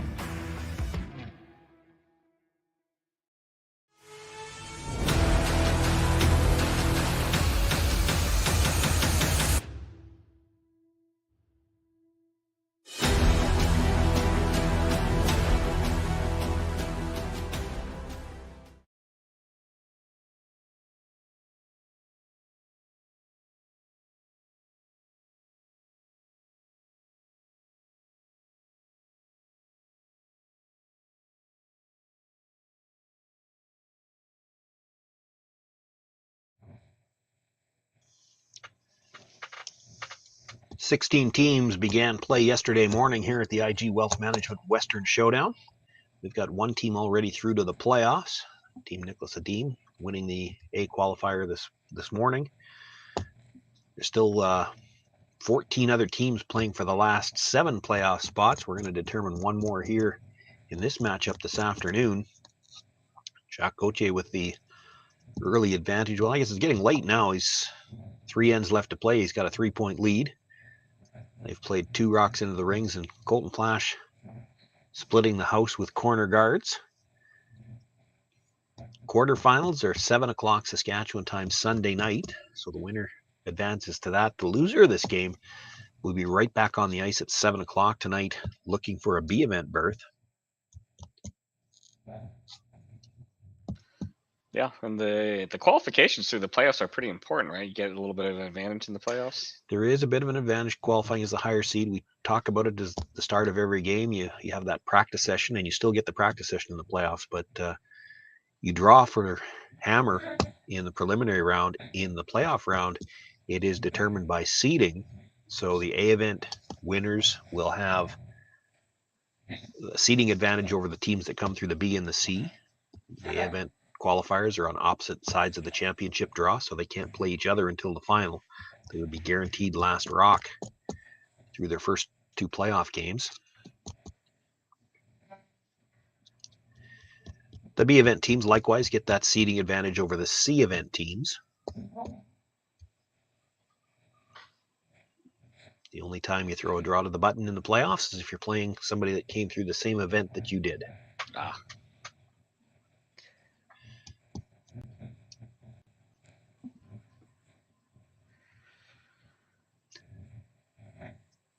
5 rocks in play now, so able to start making plays on the guards. Colton Flasch looking to run back the center. Like to make a little bit of noise in the middle, maybe kill at least one of the stones. Yeah. Takes the one out of the top 8 and actually rolls to leave a double corner on the right side as we face the house, the left on the overhead side.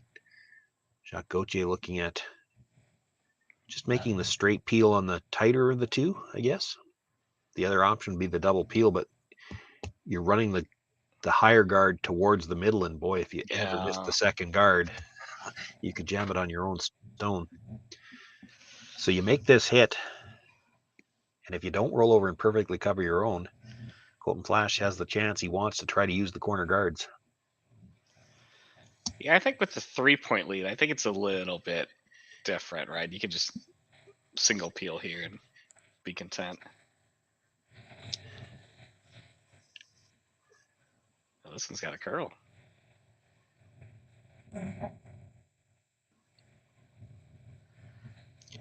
Well, slides by everything.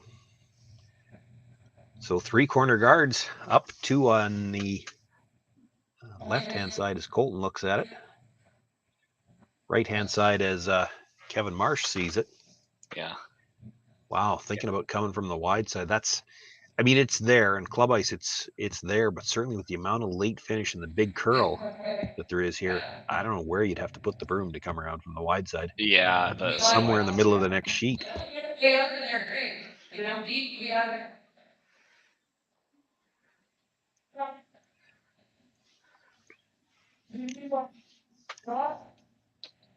Ooh, is that enough ice? It does look tight.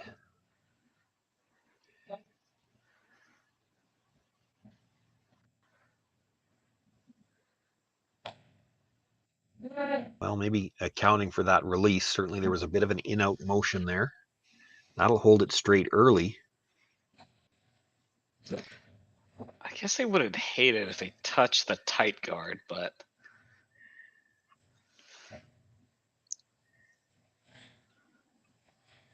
Room by the guards. I don't know if he's got the weight to get back far enough to bury. Yeah. They were tapping back 8 foot. He gets into the top 8, probably about half in behind cover.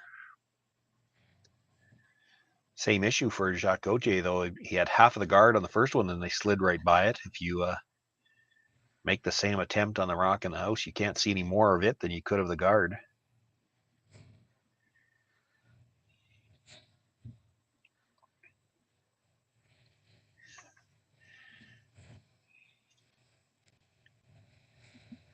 Sterling Middleton now. Not the same thrower that threw the last one. This is the one where if you're playing in your Tuesday night beer league, you put the broom down, say we're playing the same peel, and in the back of your mind as the skip, you're thinking, and if you throw it the same way you threw the last one, we'll hit the rock in the house. Exactly. Yeah. It's like, you're gonna hit something here. Just throw the same shot. But it's not the same thrower. So. That's true.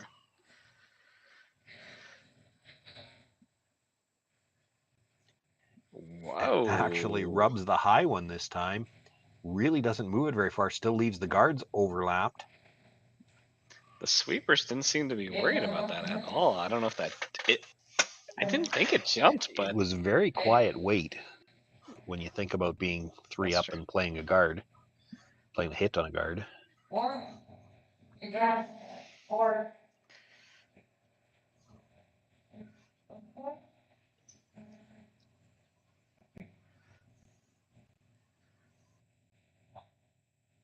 Let's see, Jacques just staring at the ceiling, trying to find some answers here.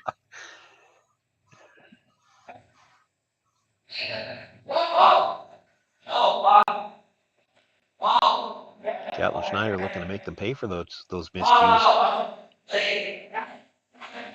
This is going to be too thin. Boy, did they lose that at the end?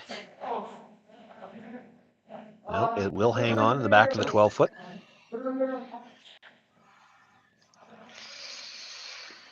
I guess he's maybe got a little bit of a potential out here if he makes this hit and roll. Well, I don't think there's any way he gets shot hitting this one, but it's the most open stone he's got. Yeah. All right, we're gonna play. We're gonna play that stone again. This is another. It again makes me think of the club curlers. We're gonna play this until it goes away. Yeah. Well, without their rock there that's sitting on the the other side of the rings here, can they just try to make this double peel here, or do you have to start clearing the stuff in the side of the rings here? Yeah, if you're not worried about jamming, right? You're not worried about jamming, but you have to make contact with the second one, or you haven't improved your situation at all, really. Yeah. I mean, you can see half a rock again. You can actually, if you could hit what you could see, it might actually make the double over the top on the stone at the back of the 12 foot. I think so, yeah. He's also looking at hitting and rolling off the back 12 foot one. I don't think there's any way that rolls flat enough to get shot rock. No, it doesn't. But looks like they're going to talk about it here. Does check with the front end. I think front end has an opinion that they voiced to Middleton, and it looks like they're pointing at that slash double there. It's hard to know for sure. There is a lot of room between the two rocks in the house. Looks like about 6-7 feet. But I think if you hit what you can see of the red stone in the 8-foot, it goes over the top of the back one, but clips it. You can make the double and potentially even roll in behind the corner guard on the other side. Yeah. You're going to roll a fair distance with the weight you're going to have to throw to make sure you kill it. I don't think there's any chance you're throwing it as quietly as you threw the last one. You have to make sure you kill something here. Yeah. I'm surprised that they threw the last one as quietly as they did. You're throwing you're 3 points up, making a play on a corner guard, and you're throwing it so soft that when you rubbed it, you didn't even move the guard.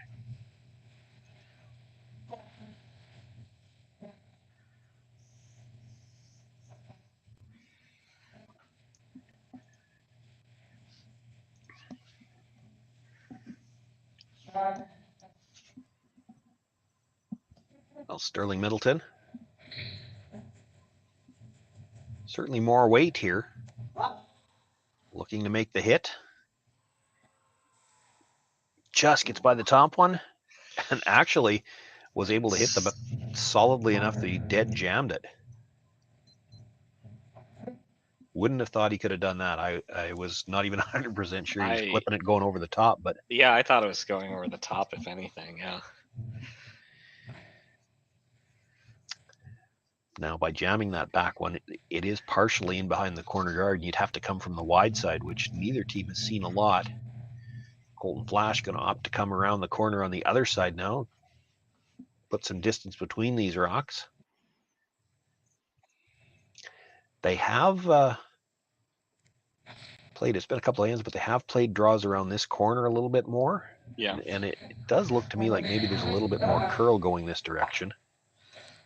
Yeah, for me as a club level curl, I would almost think you would curl behind the other guards, right? You got a little bit more space to hide and 2 guards, yeah. The only problem is you leave a double and the end's gone. Now this has to stop. That should stick around somewhere.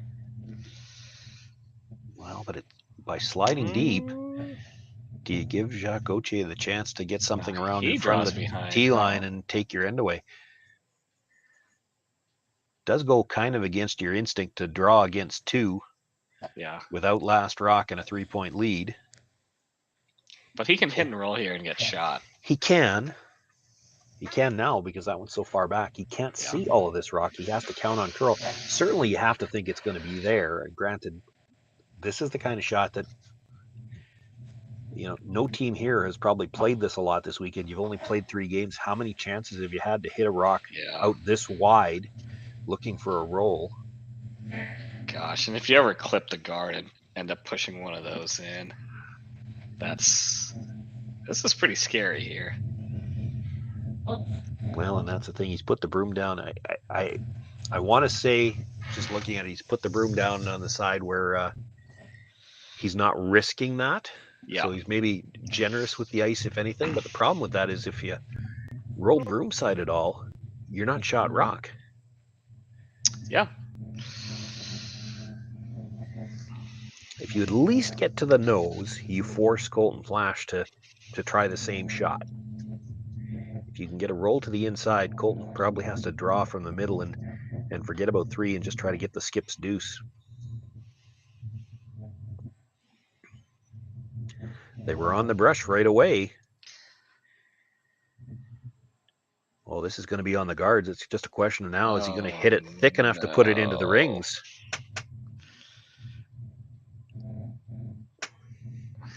Didn't put it into the rings, but did he put it tight enough to split? And if he did put it tight enough to split, do you have to play it now? Because I don't know that you can leave it for the last one. No, yeah, that's the thing. You always have to get right, because well, it's the shot that Colton's looking at. What else can you play? I mean, if you come around the guard, make it good, Jacques Gauthier is going to follow you down, and you're not going to be able to play the split on the last one. Yeah.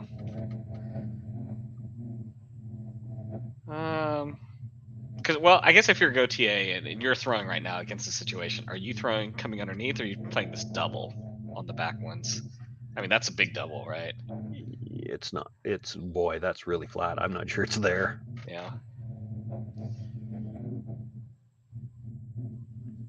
I'll tell you what, if I'm Colton Flasch, I'm playing the split right here.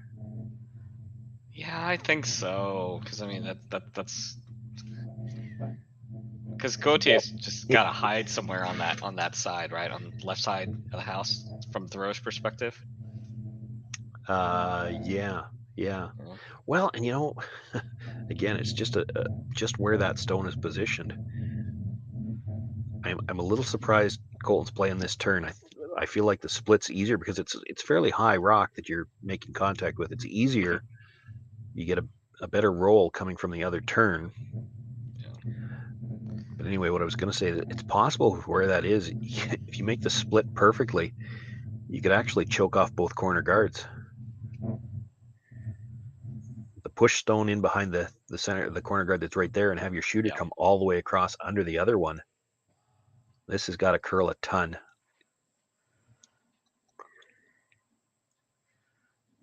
Where's this going to end up here? He's going to push the stone buried on behind the corner, but his shooter stays for a center guard. Ooh, this is dangerous. Yeah, decision time for Gauthier. The only stone he can hit is his second shot right now. He could roll across, maybe get shot, but you play that, and there's definitely going to be shot for 3 there. Might have to be a run back, but Colt Flasch throws those very well. And if he plays the run back, as long as he makes contact, he's getting 2. If he sticks it, it's for 3. So you have to think he's going to play it. If you don't roll dead buried, he's either got a port or a come around to tap it back for 3. You're never freezing there on the other side.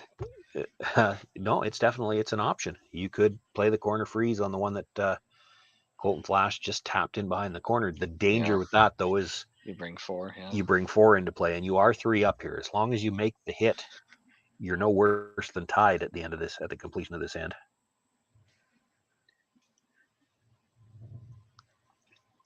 Colton Flasch a little thick on the hit on that last one, and with where he rolled, it's high enough. I don't think there's a split there for his last one. So even if you roll out, I don't think there's anything there for more than 3.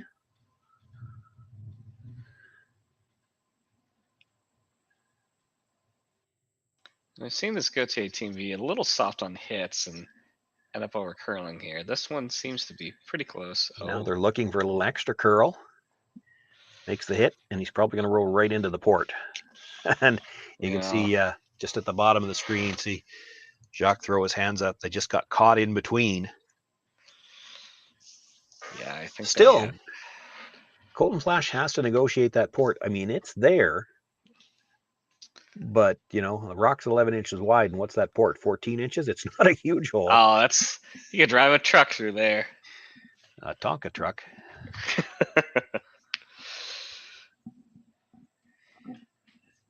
Probably have to play the in-turn through the port to make it. If you make the port, you're getting 3. Yeah, exactly. There's no way to roll out.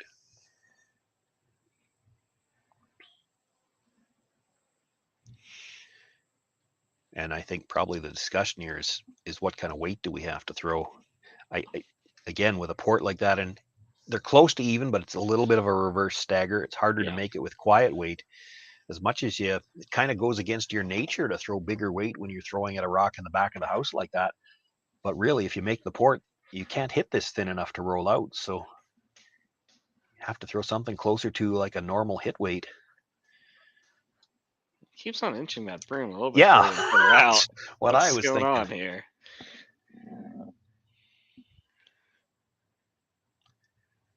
Colton Flasch with his final stone. It is the Gauthier stone at the back of the 8-foot, I believe, sitting shot rock right now. Colton looking to make the port. And they kept inching that broom out, and maybe close to the should have left it where it was. It's going to clip the guard, clip the second guard, and sweep that in. Oh, that's spins it into the button. A little fortunate there for Colton Flasch. They pick up the single. A little unfortunate they couldn't make the port. It might have been for 3. Jacques Gauthier with a 6-4 lead after 6 ends of play, and he will have last rock in the 7th.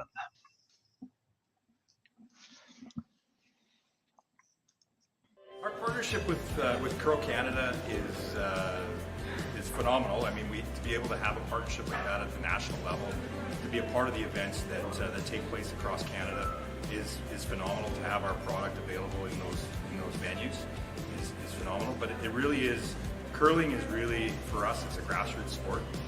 To be able to connect within the communities that are supporting the teams, just like yourselves, the clubs, the provincial level organizations as well. For our ability to be partners with Curl Manitoba, Curl Sask, Curl Alberta, and Curl BC. It's an exciting sport to watch. It fits really well with our brands. There's lots of people at the rinks watching you guys curl who are sipping on an 016, which fits really well for us. And have the opportunity to celebrate with you guys makes it even that much better at the end of the day.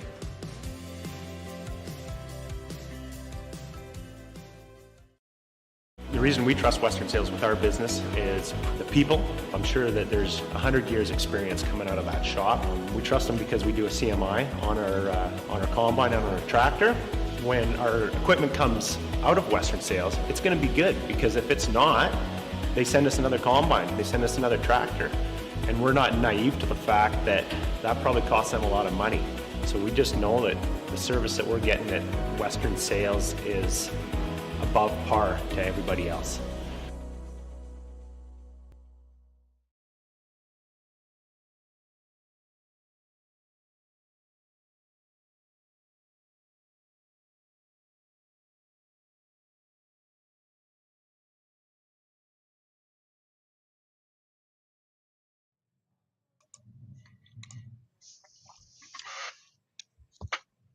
Sean Joyce, Mark No with you here as the 7th end just underway.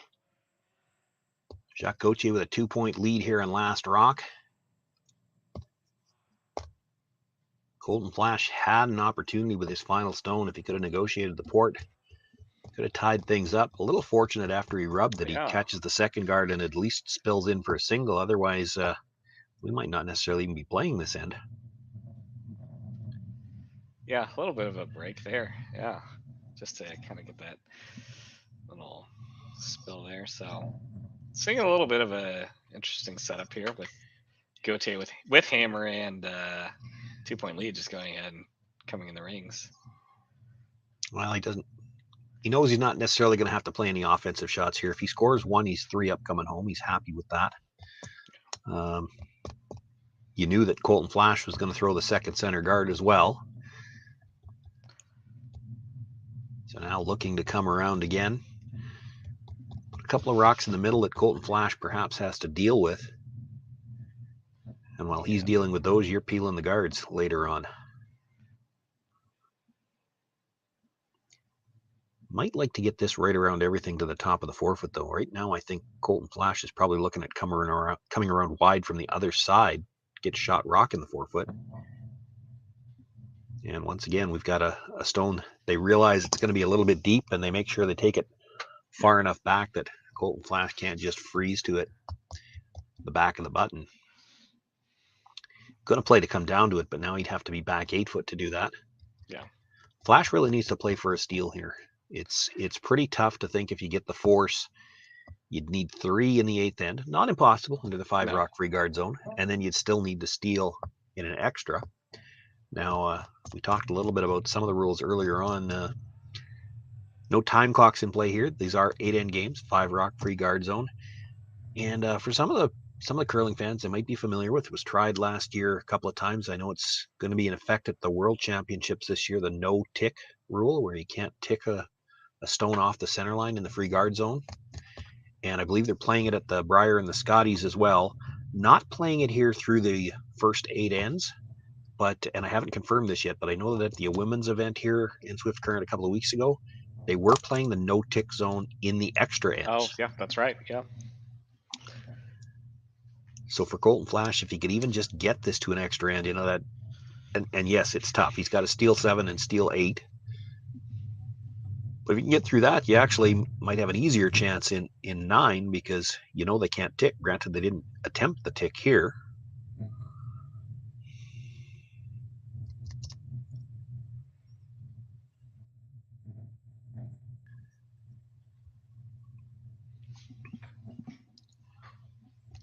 the setup that's in the house, you got to think Colton Flasch probably guards until Jacques Gauthier makes a play in the house. Yeah.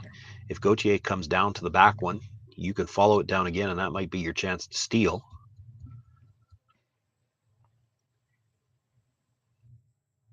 Or would there be a situation where Colton goes, say, like top 4 and tries to sit 2? Not until very late in the end, I would think. It'd have to be I would maybe think his first. at the earliest. Yeah. You might even wait for your last, because the problem with playing it, and again, the tight red guard, and with how well these teams hit, Yeah. Gauthier would have run it onto the yellow now. They didn't cover the tight guard now, so instead of trying to peel the high one, they're going to peel the tighter one to the rings. It's the one that's causing them the more trouble.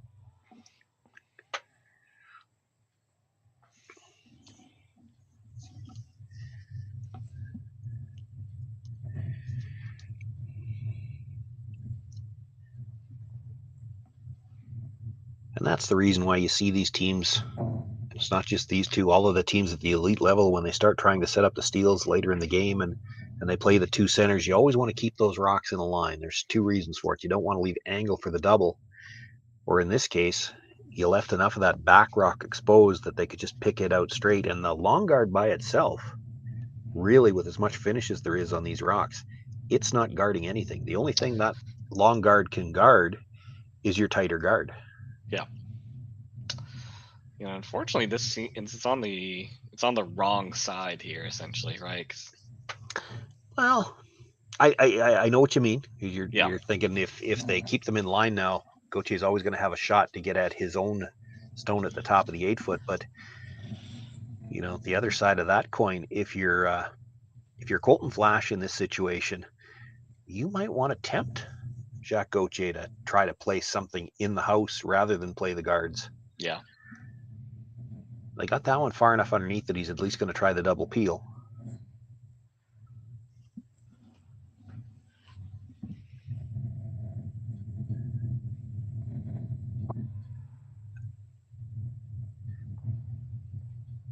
Well, we mentioned there's no time clocks in effect here, but if they were, they banked a little time there. We didn't even have time to get set up for the shot, and it was already on its way. Makes the double peel, but actually leaves his shooter as a long center guard. Yeah. This might be the chance. Yeah, it looks like Colton's just go ahead and come in here. It is really hard to get fully buried at the top of the 4-foot. I think the indication was they're looking to come right down to their own. Yeah, I was wondering if going top 4 makes more sense here. Are they just trying to ensure a fourth at the least? No, and then kind of build from there. Or? I know what you're thinking. I think what they're trying to do by coming to their own is entice Jacques Gauthier to try to follow it rather than peel. Yeah, peel it. Because here's the thing: you come to your own, and Gauthier peels the guard. You could throw a third one in there. Maybe not on the next stone, but at some point in time, throw a third one in there, and he won't be able to get them out. Oh, sure. So you might entice him. You got to get to the face of your own stone, though. This has got a heavy. lot of room and a lot of weight.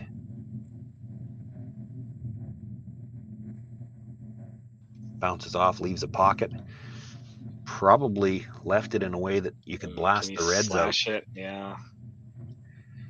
You blast the reds out, it probably even loses that yellow at the back of the 8-foot. That won't hurt their feelings either. You could just draw in there, but I like slashing these. When I've done some coaching in my days too, and this is one of those ones where I might tell my team, turn around and see if the other team looks happy that you're calling this. Yeah. And if they do, don't play it.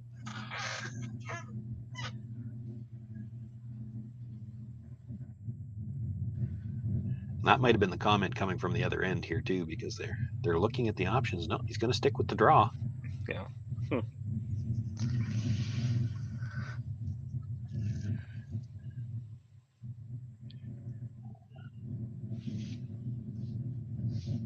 Boy, to me, this just looks like the only way that Colton Flasch has a chance to steal. Yeah. I mean, even if you don't get both the reds out, if you get that one and just move that other one to the open, right? Lose the back one. You hit anywhere on the outside of that rock, both reds are gone. Yeah, they're gone. Yeah, I mean, I think that's just And you probably lose the yellow, and he's really got no backing to freeze to either, so he'd have to draw cold around a stone on the top of the 8-foot.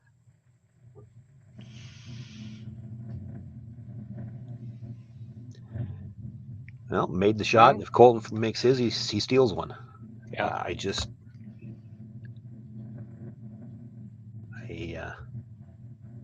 I'm not sure I'm with them on that call.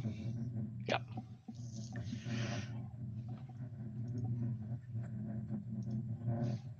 This is not a gimme. This is a tough draw. But if you're Colton Flasch and you're down 2 here as you begin playing the 7th, you're happy to have this opportunity.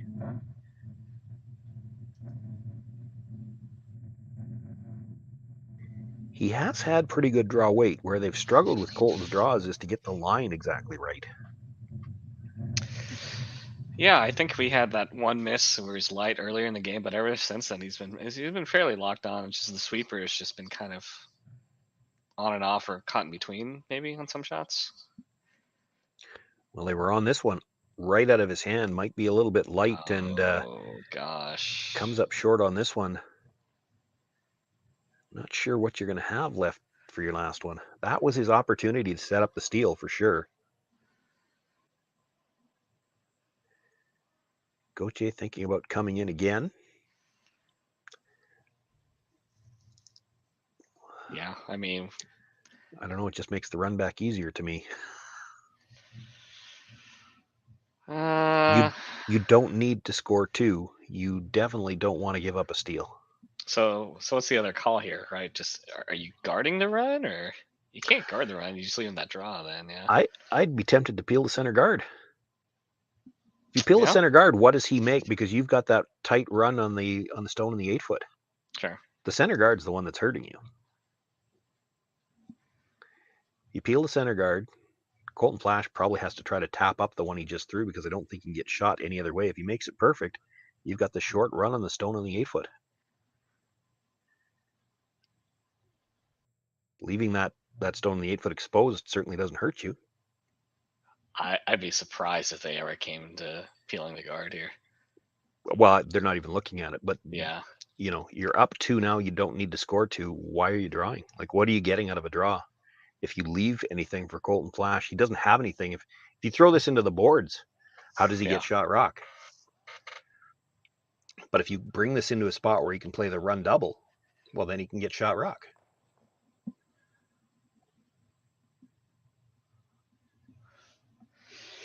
He almost doesn't have anything if you don't throw. Yeah. So what did they end up here? Is he just going top 4? Coming around, they're going to leave it, I think, a little bit higher, but still. Okay.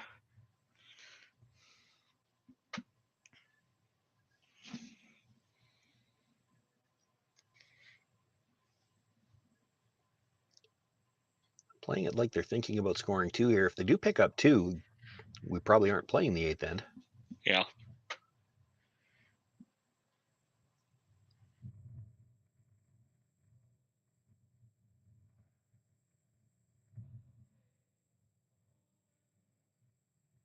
He's playing this nice and high. He's actually guarding the tap.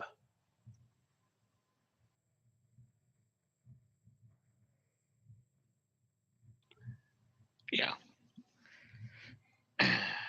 Still, really, though, no matter how well you make this, you can guard the tap, but essentially all you're doing is making it a double tap, because I think they're looking at coming around everything. Yeah, and that's what I was thinking. Like, if he's got to throw a little quieter handle than he usually does, I think. Yeah.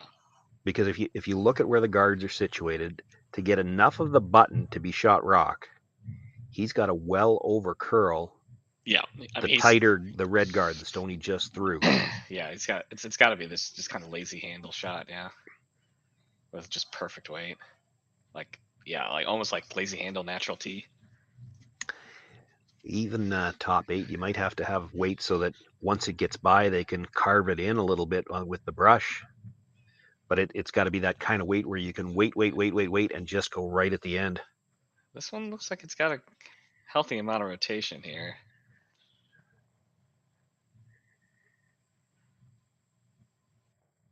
Starting to curl now. Still a lot of room by both guards. Trying to carve that in at the end. Put it on the tee line, but nowhere near the line they needed. So Jacques Gauthier now. This is this should be an out-turn draw to the edge of the forefoot. Yeah, I think so. He's wondering if the tap might be easier, perhaps. He can't see a ton of forefoot to draw cold, but certainly the way they move at the end, he's thinking he can get to his own Yellowstone, and if you tap it on any kind of an angle, there's just 3 reds or 2 reds over there to catch it. Yeah. And that one of guard's them, long enough, yeah. So maybe thinking the tap looks a little easier. Certainly with the catchers, there's no hole. He can't put it through. As long as he's got the weight to tap it, it's catching a red one somewhere.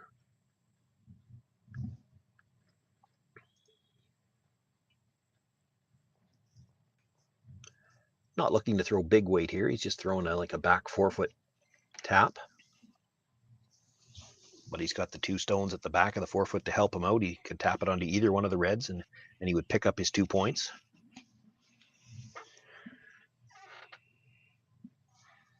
Doesn't have to go as wide to play this either as he would if he tried to draw straight to the edge of the forefoot. Been a lot of play in this middle section. They know the ice. Looks like he's by the guard. You might see them switch sweepers after the guard just to get that as thick as they can. No, they won't need to. Moving lots on its own. Well done. Makes the tap onto his own stone. Picks up 2 points. It's handshakes. Jacques Gauthier with 2 points here in the 7th end will pick up the 8-4 victory over Colton Flasch. And that moves the Gauthier team into the quarterfinals. Playoffs beginning Sunday night at 7 o'clock. And for Colton Flasch, they'll have time to grab a quick bite to eat, and they'll be back on the ice at 7 o'clock tonight to face Cody Hartung in one of the 3 B qualifiers that will be on tonight. We want to thank everyone once again for joining us this afternoon here on the SaskTel Curling Stadium coverage from the IG Wealth Management Western Showdown. We've got 3 B qualifiers tonight. You can catch all the action here, and continuing on tomorrow into the playoffs Sunday night and Monday morning. On behalf of myself, Sean Joyce, Mark No, thanks for joining us this afternoon, and we will see you at 7 o'clock tonight. Thanks, everyone.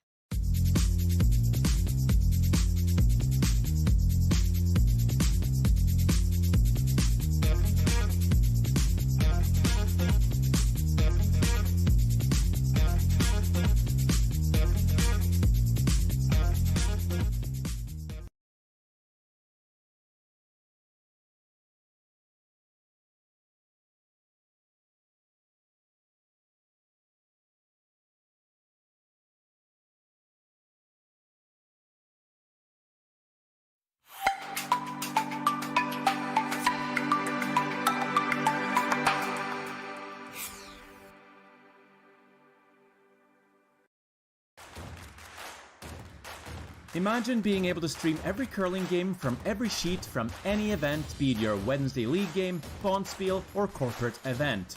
Curling Stadium offers an all-inclusive streaming solution featuring high-quality cameras, ease of use, great reliability, and minimal installation. Offering your sponsors customizable ad space on your streamed curling games and being able to sell video packages to your corporate events for increased revenue. With Curling Stadium, you can stream to any device, be it your mobile phone, tablet, or computer. Push the feed to your desired platform, be it Facebook, YouTube, or any other social media.